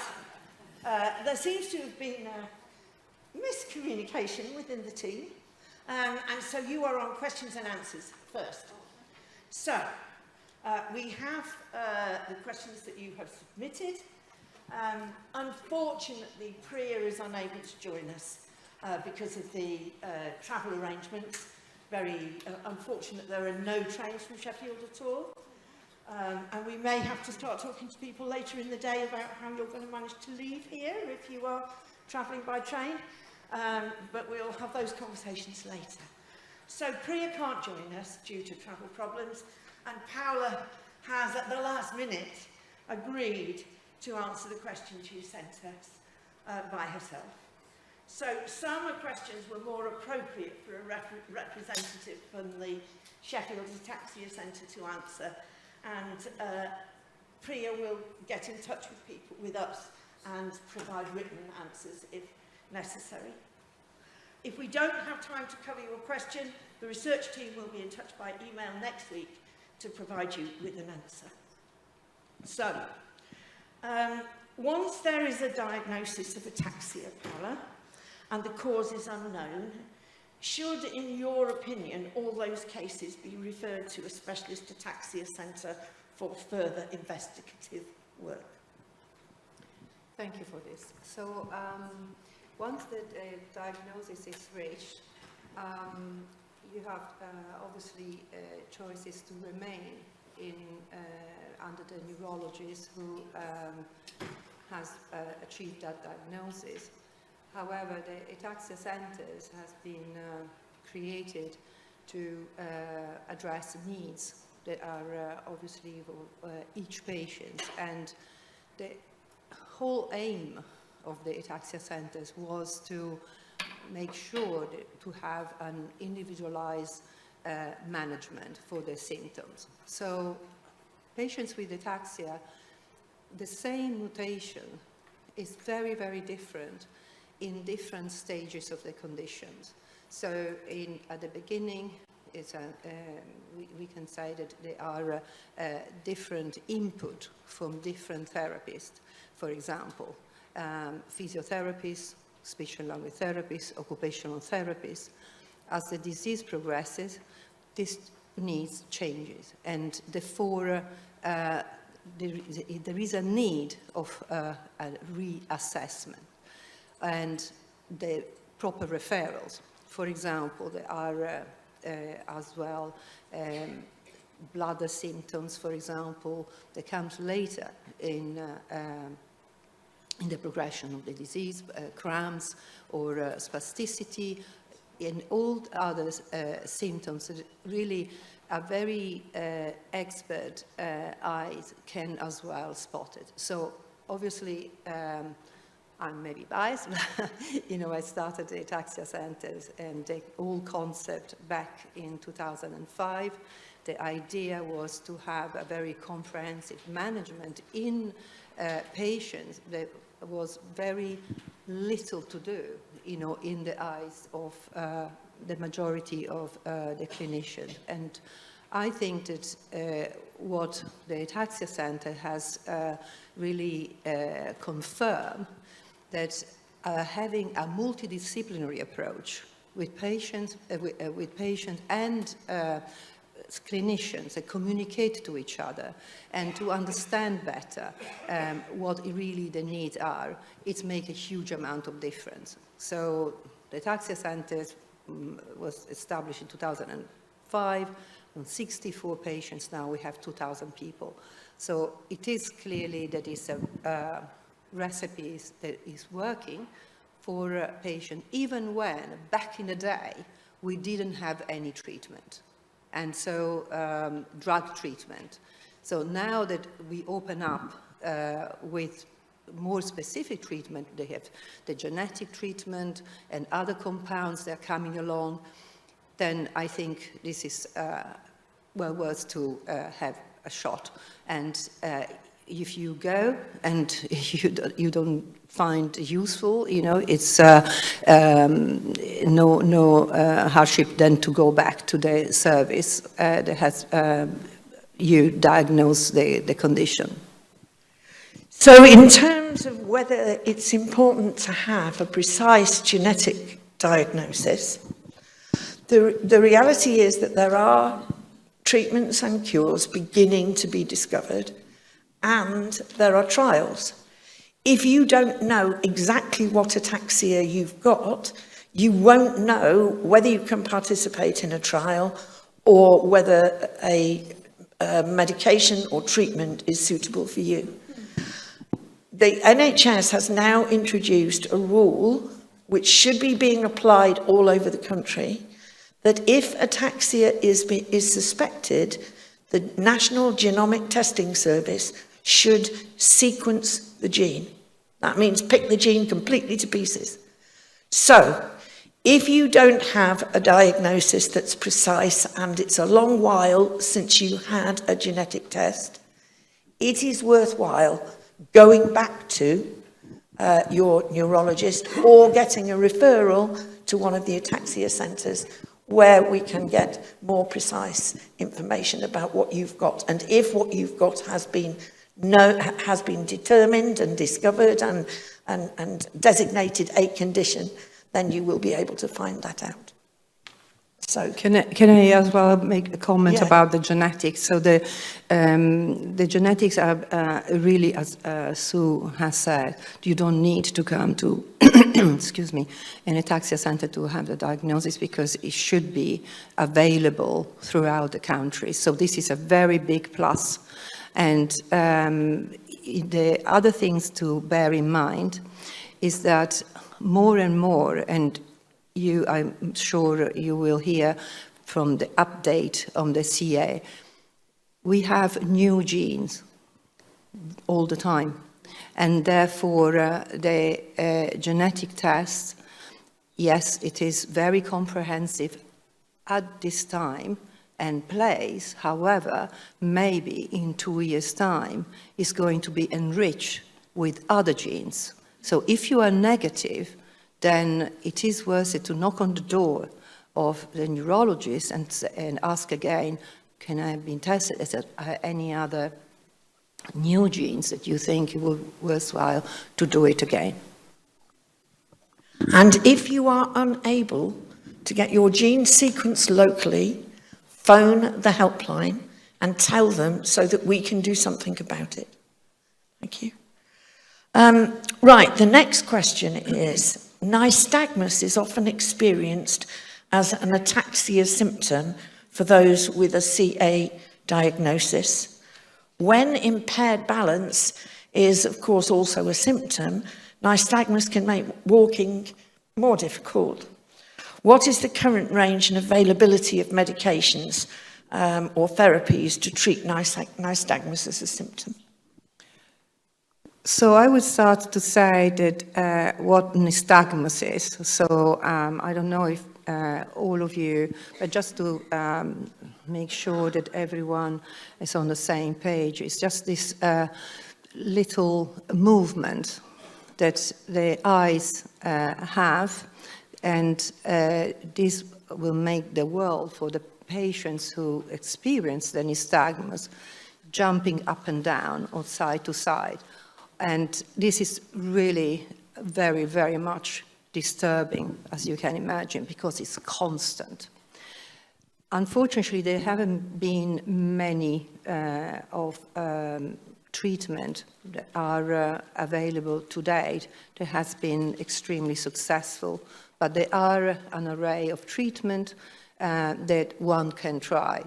So this is something that it is important always to discuss this with the neuro-ophthalmologist, with the neurologist, and trial, because there are some patients, for example, that are responding to some treatment rather than others. Although it's nystagmus is like a tremor in the hand, a very difficult symptoms to treat. Next one. I was diagnosed with scar 6 about 2 years ago and have had symptoms for about 3 years. I'm 72 years old. If the ataxia is caused by an inherited defective gene, why do the symptoms appear so late into my 60s and not in my youth? Yeah, this is a very good question. So despite you were born with a defect in one of the genes, in this case, this person has SCAR6, but we could relate with all the late onset genetic conditions, like, other quite renowned condition like Huntington or Alzheimer's, etc. So you were born with some pattern of genes. One of them has a mutation, a mistake, and this mistake is there and is I would say, a ticking bomb. We don't know when it's going to manifest. There are genes that are immediately obvious at birth, and one, for example, of the group of CA,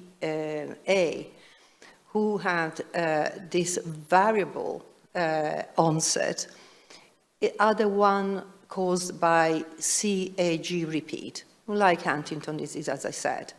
Now, we know that the number of CAG repeat, they are little bits of DNA that everyone has, but in that relevant gene, and you have SCA1, SCA2, SCA3, 6, 7, 17, and they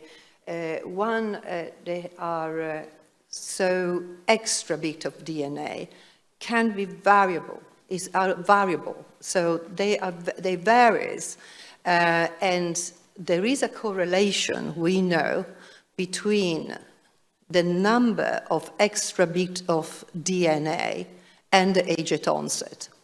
For example, you can have in a family children who has this extra bit of DNA in an extreme numbers, and we know that this is a very good correlation, meaning that this mutation, these mistakes, produces protein that are faulty and kind of clog up the cells.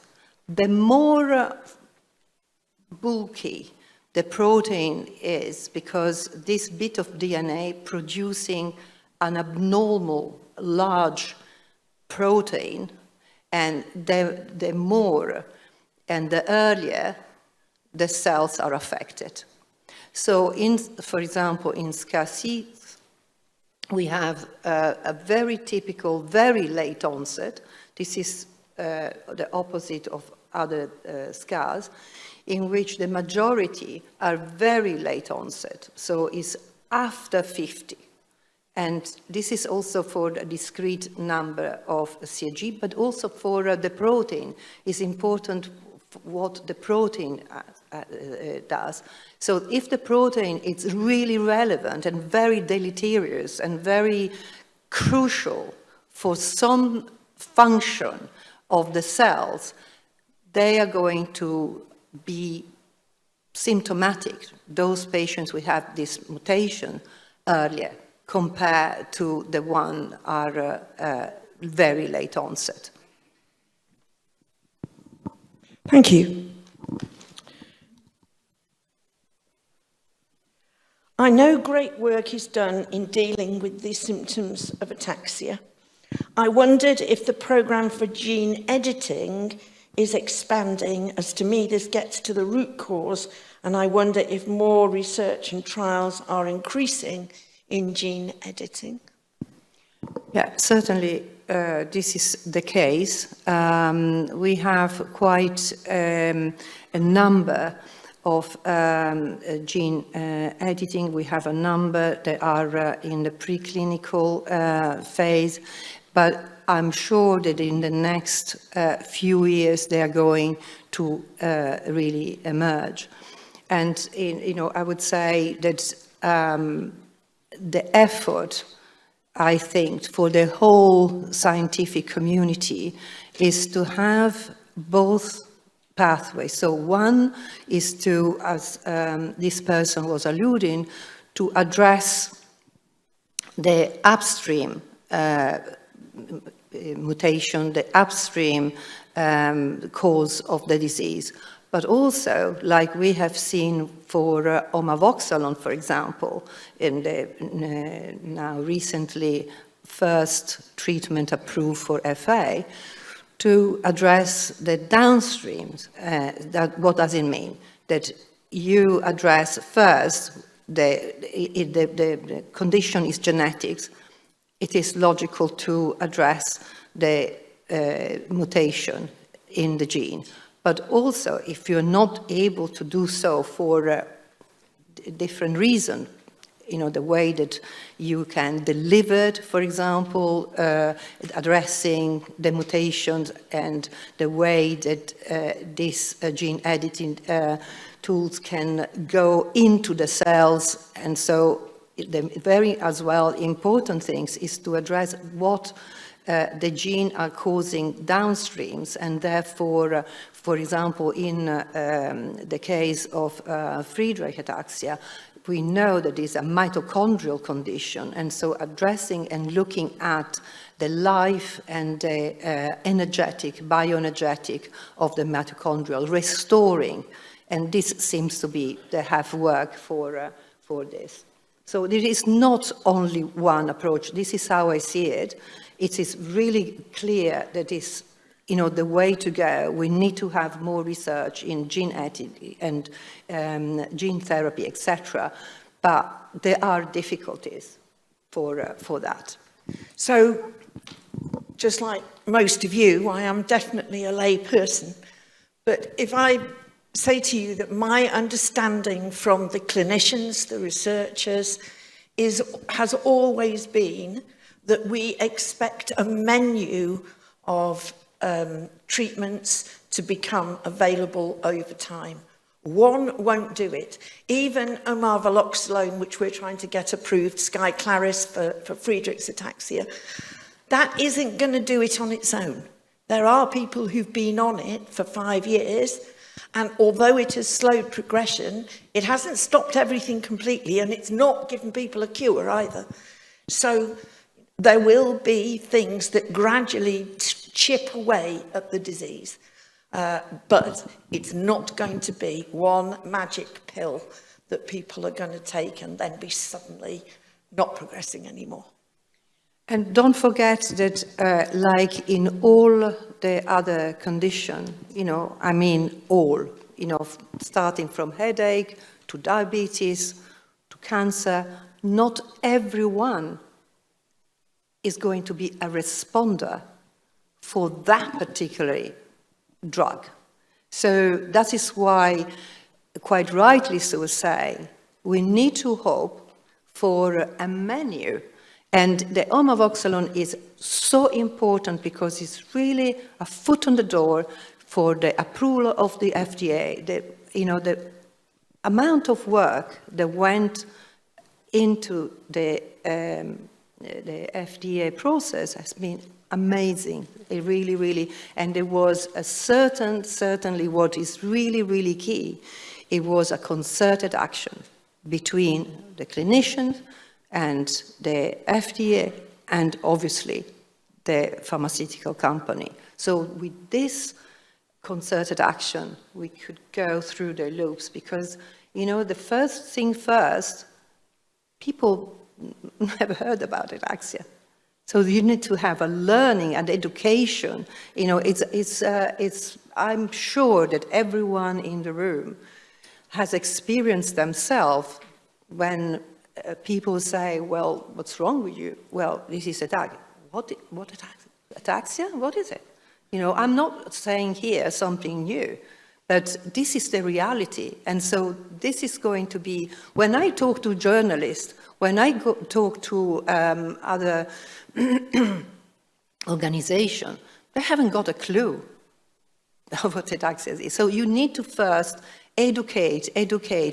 And this is the power that the organization like Ataxia UK, like FARA, like other organization in the world for patients with ataxia has, because it's really important to be heard and to do that kind of educational program for everyone.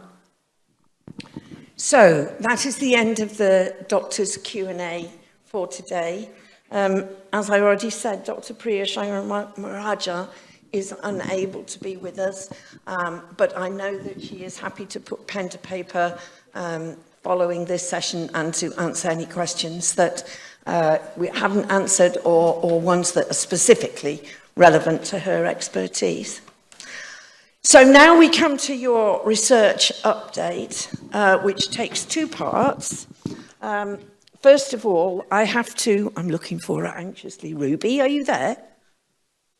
Ah, good.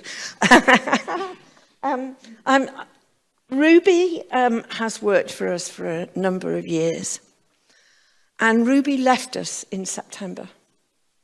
And then she committed to coming back to do this talk, which I think is an amazing thing to do and deserves our amazing appreciation. And it really is indicative of the commitment that staff from Ataxia UK have to the organisation, even when they've passed on and gone to new jobs.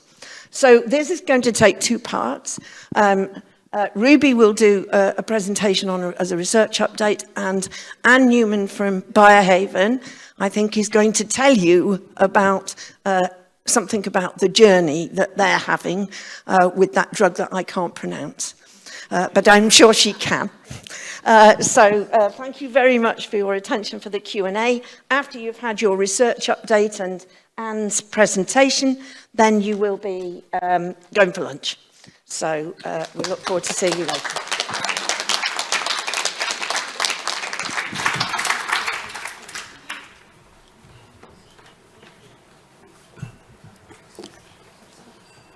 Hi everyone, it's really nice to do this in person after doing lots of online conferences.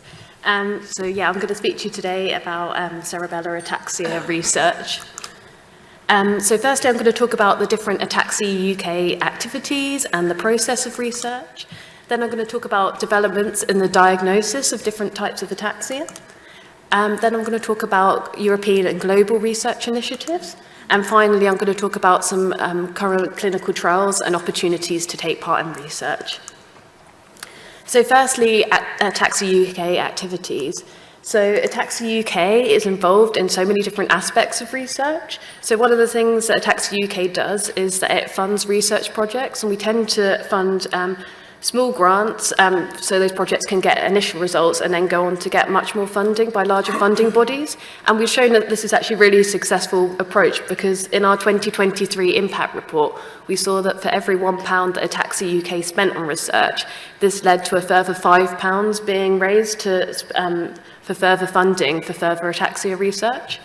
And we're also really involved in setting up events. So in September, there was the first event that Ataxia UK organised for UK-based researchers, and nearly 50 people came. And we were joined also by people with ataxia, including Harriet, who's in the audience. And we also organise research conferences with our charity partners in the US, the National Ataxia Foundation and FARA. And the last one was in Dallas in 2022, and then the next one's going to be in 2024 in London, which is really exciting. Another thing Ataxia UK does is it links researchers and the ataxia community, and this is done by recruiting people with ataxia to research studies and also engaging people with ataxia in research.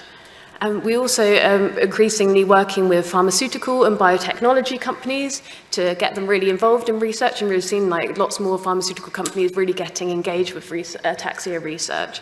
And we also help assist with their programs and collect useful information through things like surveys.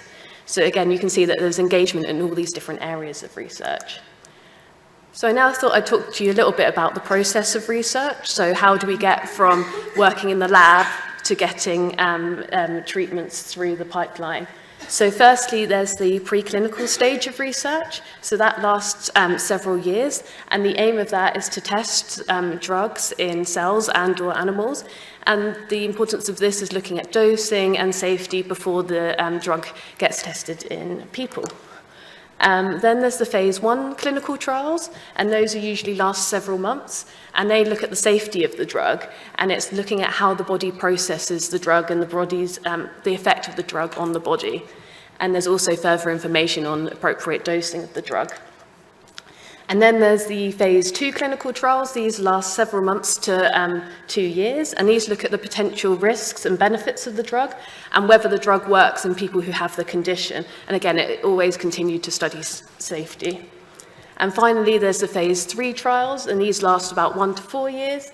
And these look at the potential benefits compared to no or an existing treatment. And usually in these trials, people are either given the drug or they're given the placebo, which is a non-functioning version of a drug. And again, this continues to study safety.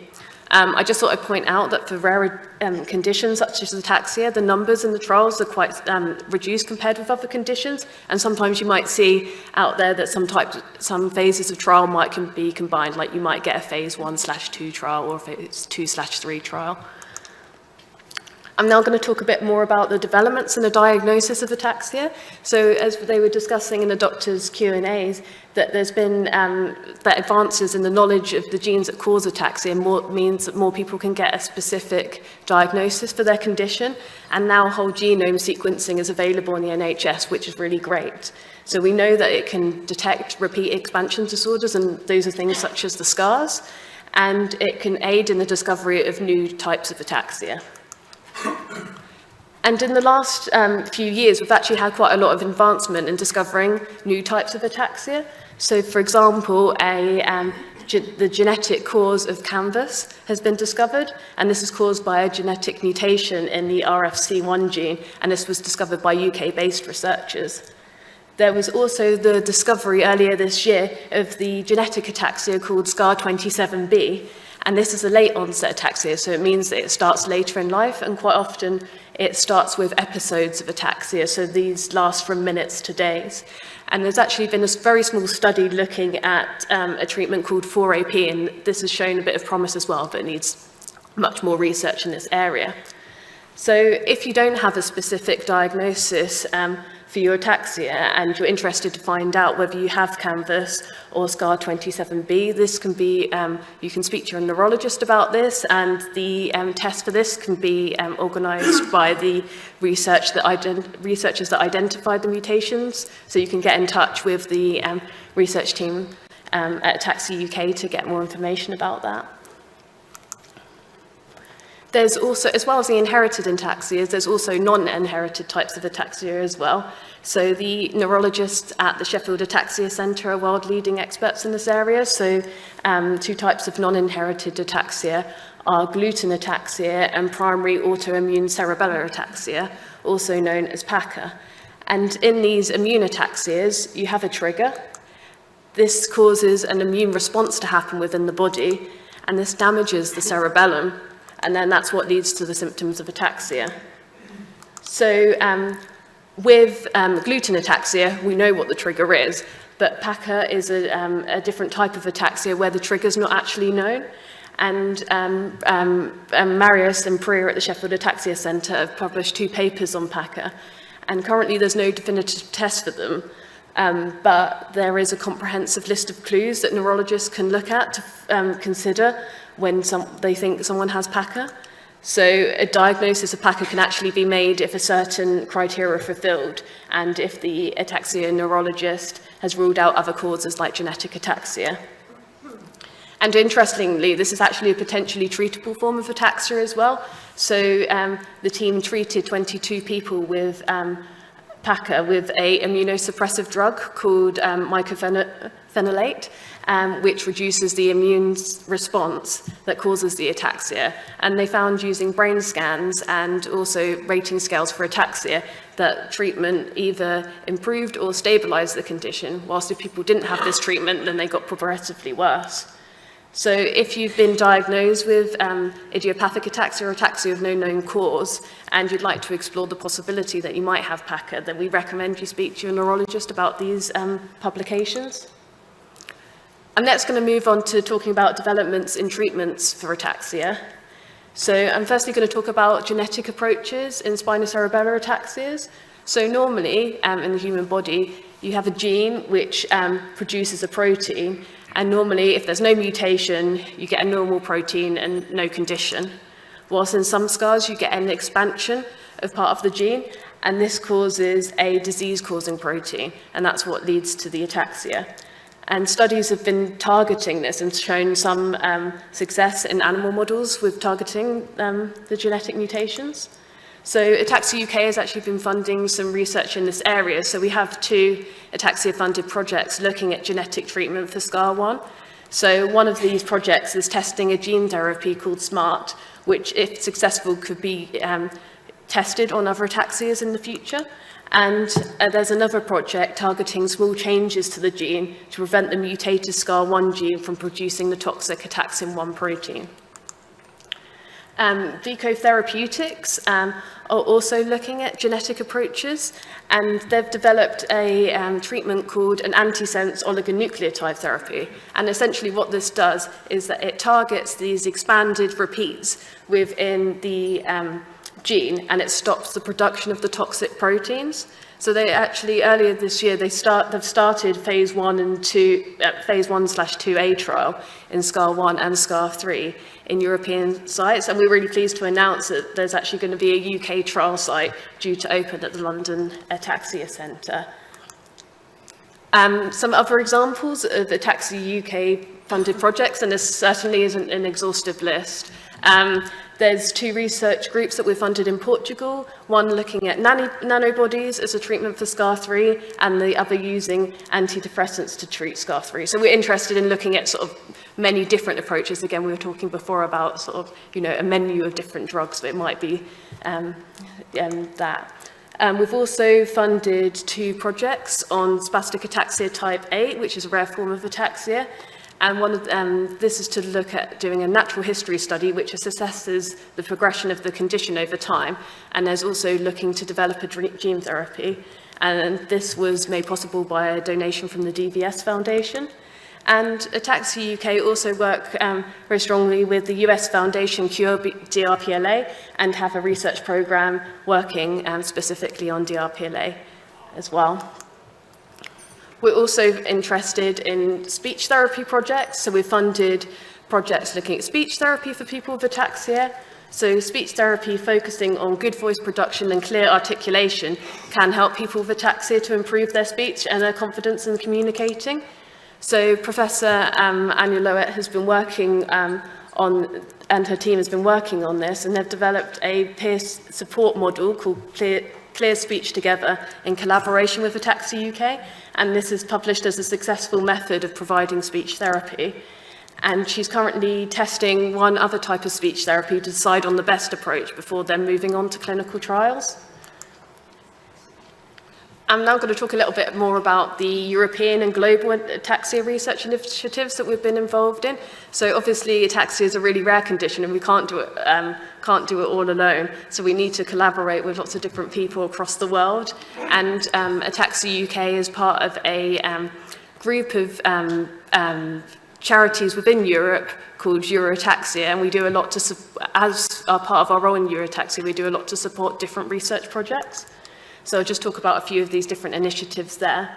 So one of them is the Cerebellum and Emotional Networks project. So that's investigating the neuronal basis of emotions and focuses on the cerebellum. And this has different partners from academia and also industry and different charity partners. There's also the Treat ARCA project. So this is a group of researchers who study autosomal recessive cerebellar ataxias, and their focus is testing treatments on animal models of 2 types of ataxia, RSACs and also CoQ8A ataxia. There's the progression chart of spastic ataxias, also known as the PROSPACS project, and this is a really large study taking place across Europe, including the UK and also Canada. And the aim is to look at spastic ataxias over time, to look at their progression, and they're starting looking at RSACs and SPG7. They're also looking at biological markers of these conditions and animal models. And the aim of this is to create a good research resource to become ready for clinical trials when treatments are available. And finally, there's the Sympathic Consortium. And what usually happens with drugs is they're created for one condition and tested one condition at a time. And the problem with this is both takes a lot of time and is also really costly. So what the Sympathic Consortium is doing is that it's devised a new way of accelerating the use of existing drugs being used for other conditions and then applying this to neurodegenerative conditions. And SCAR3 is one of the conditions that they're studying in this project. And this is a really large project. It received a really large grant from the European Commission of 8.8 million euros, and we're supporting Eurotaxia on this. And finally, I just wanted to talk a bit about the Ataxia Global Initiative. And this is a really important network of ataxia specialists worldwide. and they focus both on rare and common ataxias. So this network is made up of researchers, pharmaceutical companies, and also patient groups such as Ataxia UK. And we've got a representative from Ataxia UK on the steering committee, so we're really involved in this project. And what the aim of it is to get consensus on standardized data and sample collection to help with trials. So it means that instead of researchers doing different things, everyone's doing a similar thing and it's more collaborative. And there's also the coordinate joint research projects globally. And finally, the Ataxia Global Initiative is focused a lot on education and training, especially of young researchers, and there's a specific young researchers initiative within that. And finally, I wanted to speak about clinical trials and opportunities to take part in research. So firstly, I'm going to speak a bit about some of the work that Ataxia UK has funded on a symptom relief trial. So when you apply a low electrical current to the scalp, it's thought that this might alleviate the symptoms of ataxia. So Ataxia UK has been funding a couple of projects from a group in Italy about this. So one of them is using a technique called cerebellar transcranial direct current stimulation, which again is this type of low electrical current technique. And we funded, this study looked at a range of different ataxias from FA to SCARS to MSA. And the results in 2021 showed that there was an improvement in ataxia rating scales with this treatment. However, results in other studies had shown mixed results. So we wanted to look into this a bit further and see whether another technique, which is kind of similar, called transcranial alternating current stimulation, otherwise known as TACS, would be better. So we funded a new trial within the same group, and the results this year showed that TACS did improve the ataxia rating scales as well. However, when the researchers decided to compare the two techniques to see which one is better, and they found that the first one, the TDCS, was better than the TACS. Celos Therapeutics had been working on a trial looking at trehalose and using this to help people with SCAR3. They had planned a large one-year trial, but unfortunately this got paused in March 2023, so this was a business decision due to financial considerations rather than the data related to safety or therapeutic effects. Unfortunately, the Biogen SCAR3 trial also has been stopped. So this was one looking at an antisense oligonucleotide, which blocks the ability of a gene to make a protein. And this was based on the assessment of the non-clinical safety data and the clinical pharmacodynamic data.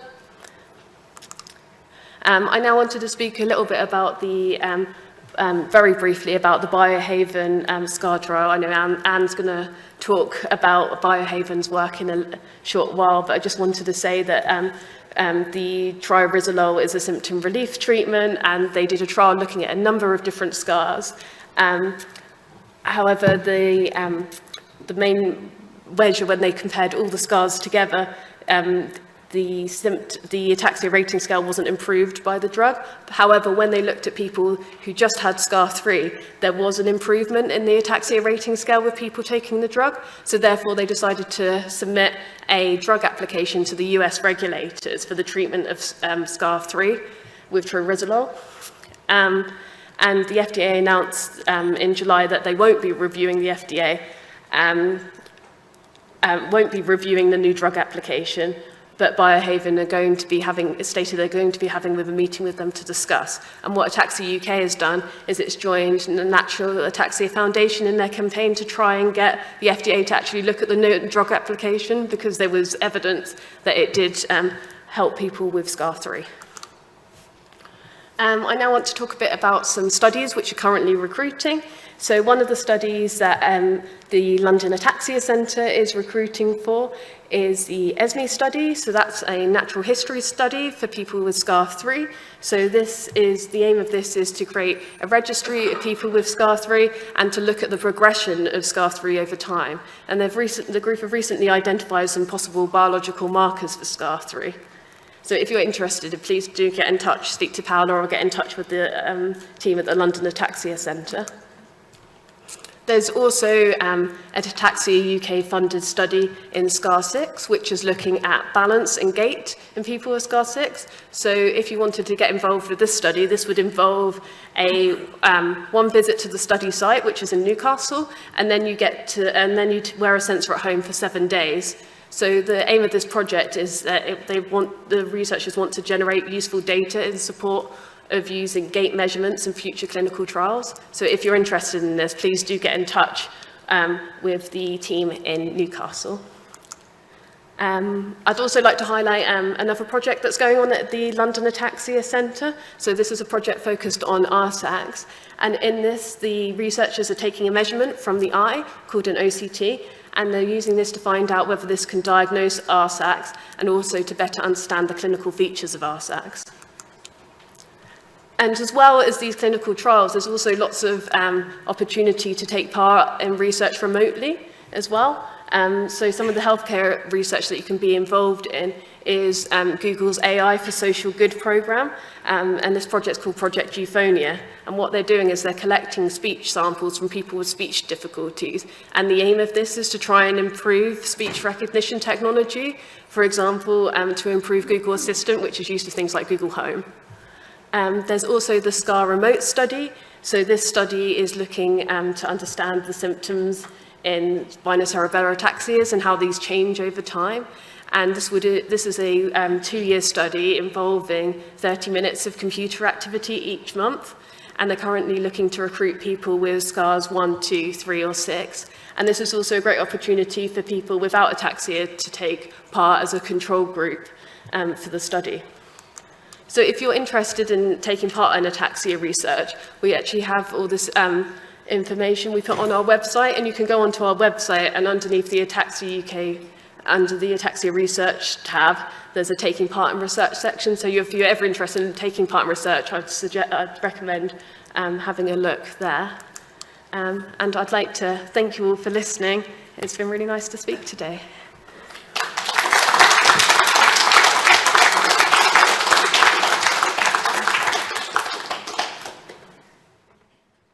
Okay. Well, while we're pulling those slides up, obviously I'd like to thank the Ataxia UK for having us. We are super excited to be here. I'll talk a little bit about myself, one of my favorite subjects, and then we'll talk a little bit about the program. I'd like to also introduce Elaine Hawkins, who's with me. She is my UK-based colleague.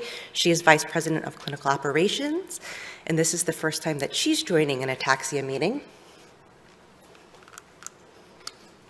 Okay, I think this is the right one, so I think we're good. My colleague John, who was supposed to travel with us based on some travel arrangements, couldn't be here either, but sends his regards. So for those of you who don't know, Biohaven Pharmaceuticals is a small biotech started in New Haven, Connecticut with the Yale researchers. We are a US-based company. We are small but mighty. You might recognize our name from a previous drug that we had marketed, Nurtec, for migraines, and that was sold off to Pfizer, who now markets that drug. We did that in order to stay committed to the neurodegenerative disease state for which our company was founded on. And so we continue several programs in the neurodegenerative and neuromuscular spaces. So again, I'm Ann Neuman. I have worked for Biohaven for the past 5 years. I'm a nurse by trade, and I have spent the last 10 years of my career working in neurodegenerative spaces and doing patient advocacy. So this is very familiar to me. The best part of my job, as I tell everyone, is to be able to get out and still communicate and relate to the patients within the communities. So Biohaven has a program for spinocerebellar ataxia that was started in 2017. Back then, we did some conversations with the FDA, who encouraged us to do this study in a certain manner, and we did follow those instructions. However, in looking back and thinking of all of the different advances that have been made in clinical trials, was looking at all of those things and using the scales that they recommended a benefit to us? Perhaps not.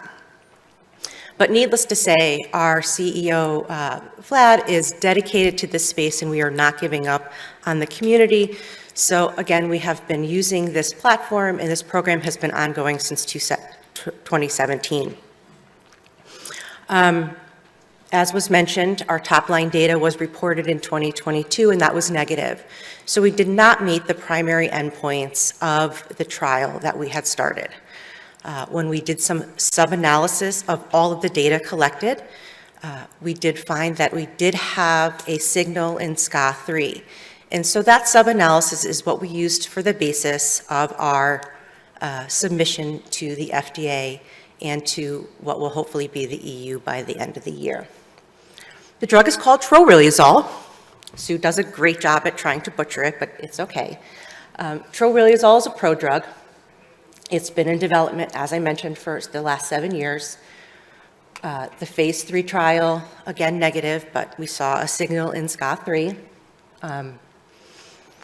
And for what you would like to know, of course, is that we do plan a submission here in the EU, and what does that mean for the UK, based on all of the data, if in fact it gets approved in the US or the EU, we will in fact file for approval here in the UK. And I want to talk a little bit about that because there's been a common theme today around sort of getting involved and having your voice being heard, whether that's registries, whether that's clinical trials, whether that's social media campaigns, whether that's just fundraising and education.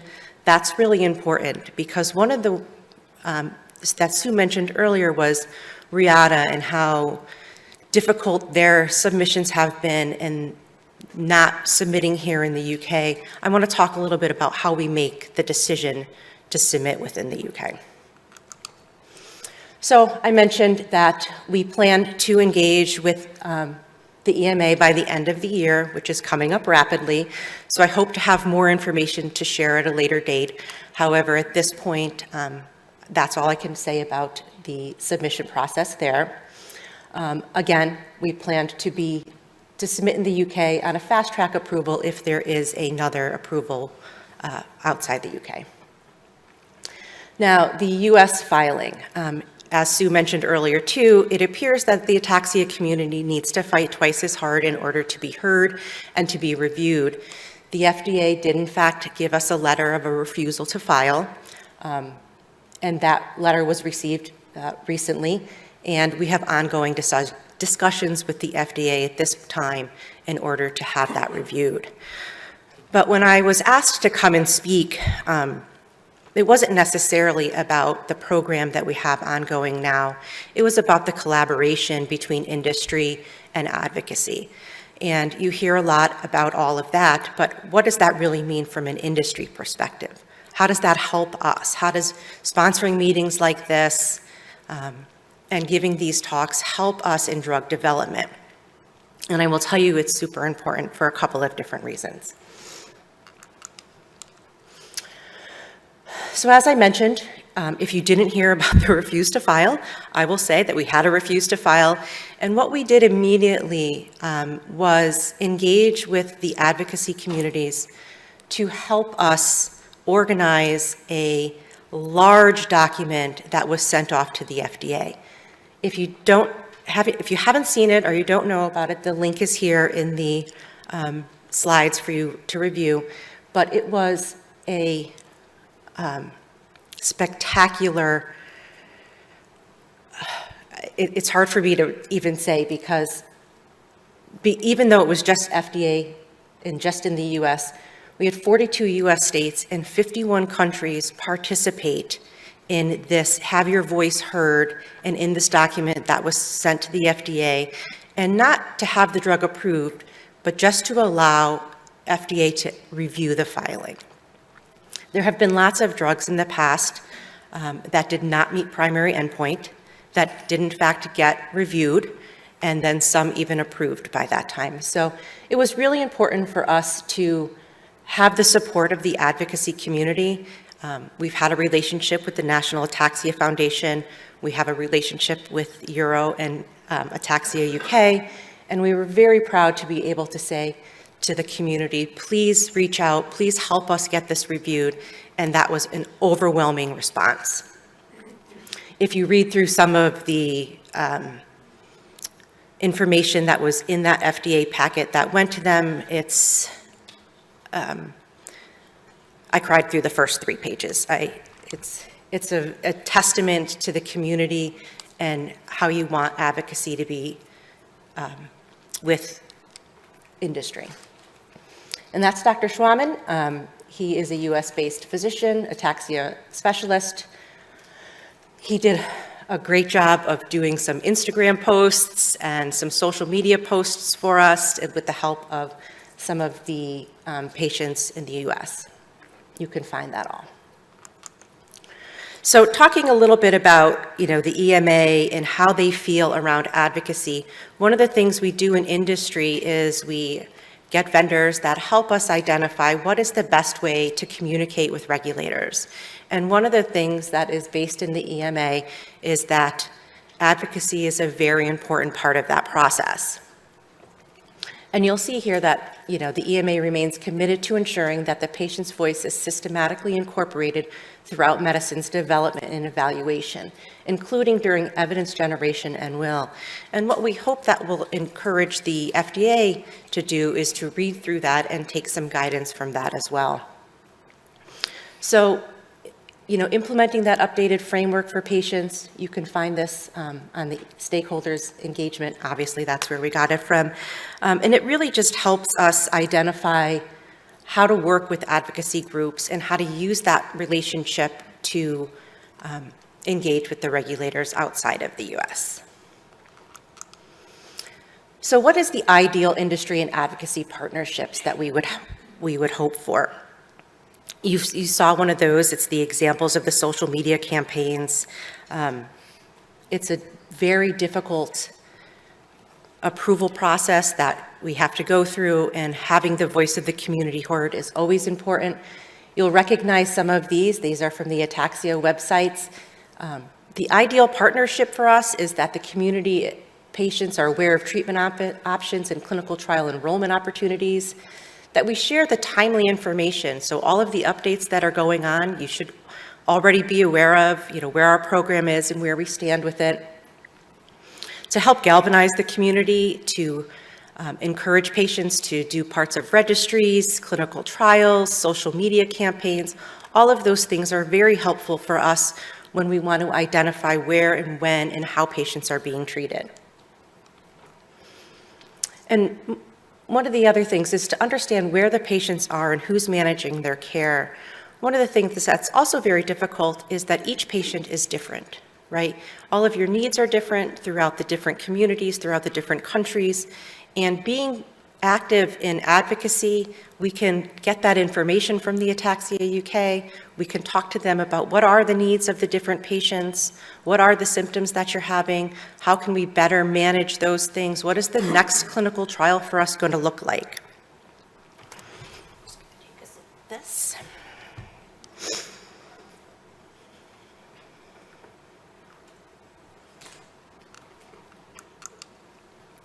One of the examples of how we work together in a non-clinical drug trial is with the disease burden study that was just completed. For those of you who participated in this study, thank you. This is a disease burden study that we initiated at Biohaven to understand the unmet need of the SCA community. You may think to yourself, okay, why do we spend time and money and efforts in a non-drug trial, right? What this actually does, another great example of partnership between industry and advocacy, is help us get referenceable material to bring to regulatory authorities. When we go to authorities and we talk about the disease burden and all of the difficulties that we feel the community has, and you as the community do that too, they say, okay, that's great. We understand that there's no treatment, and yes, we feel bad for you, but do you have any data to support that? Do you have anything referenceable that will help us understand the disease burden for patients? And so we initiated this disease burden study. We'd like to thank the Ataxia UK who helped in recruitment for this. We had a large community of patients throughout the globe participate in this study. And what this has done, this is an actual screenshot of one of the posters, but these different posters are then presented at different congresses, and then they are referenced. So as we think about our continued engagement with the FDA and eventually with the EMA, we use this as referenceable materials. So I can't encourage you enough to participate in all of the surveys that come out, the trials that are maybe not drug related, registries, because it really does help us form a referenceable data set for the scientists and FDA and regulators to review. So it's extremely helpful. If you're interested in any of these posters, we have about 7 of them from this disease burden study. It breaks it down into several different categories. You can find them all on the Biohaven website.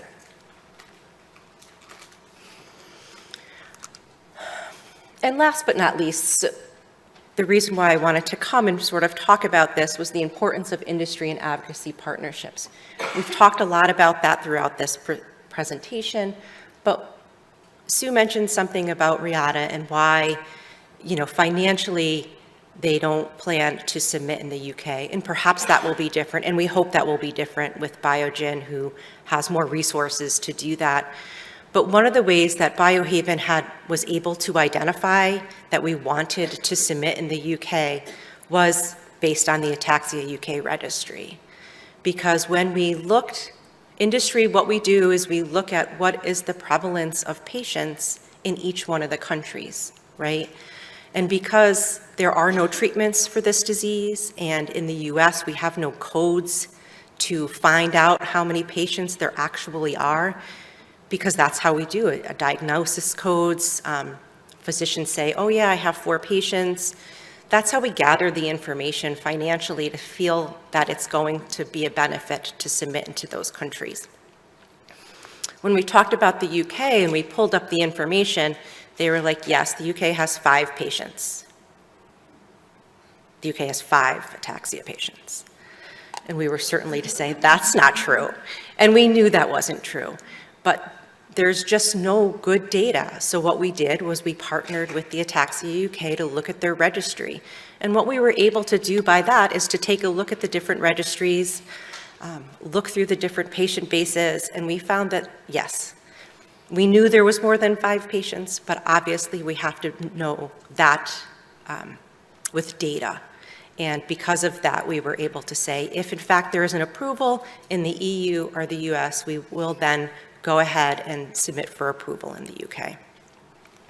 So if you get anything out of the talk from today, is that it is important and it does make a difference when you fill out the surveys from some of the information that you heard earlier. Participate in registries, get your family, because this is an inherited disease, it helps us identify clusters of patients. It really is important for drug development, and that's how we anticipate how we can have more clinical trials, right? Is it going to be worth it for industry to come into this space if there are no patients? And how they identify there are patients is by all of that information.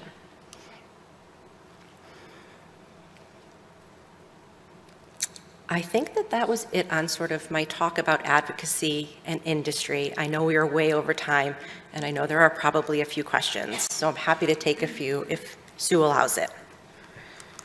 So we'll allow it, and she'll do a microphone bit. You may be so desperate for lunch.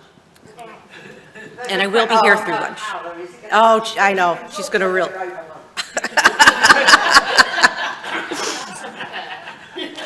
We won't understand the question and we won't understand the answer. So I'm not going to take the question from you. Is everybody else hurrying to lunch, or is there anybody who has a question? So in which case, I want to say a huge thank you to Anne for coming and talking to us.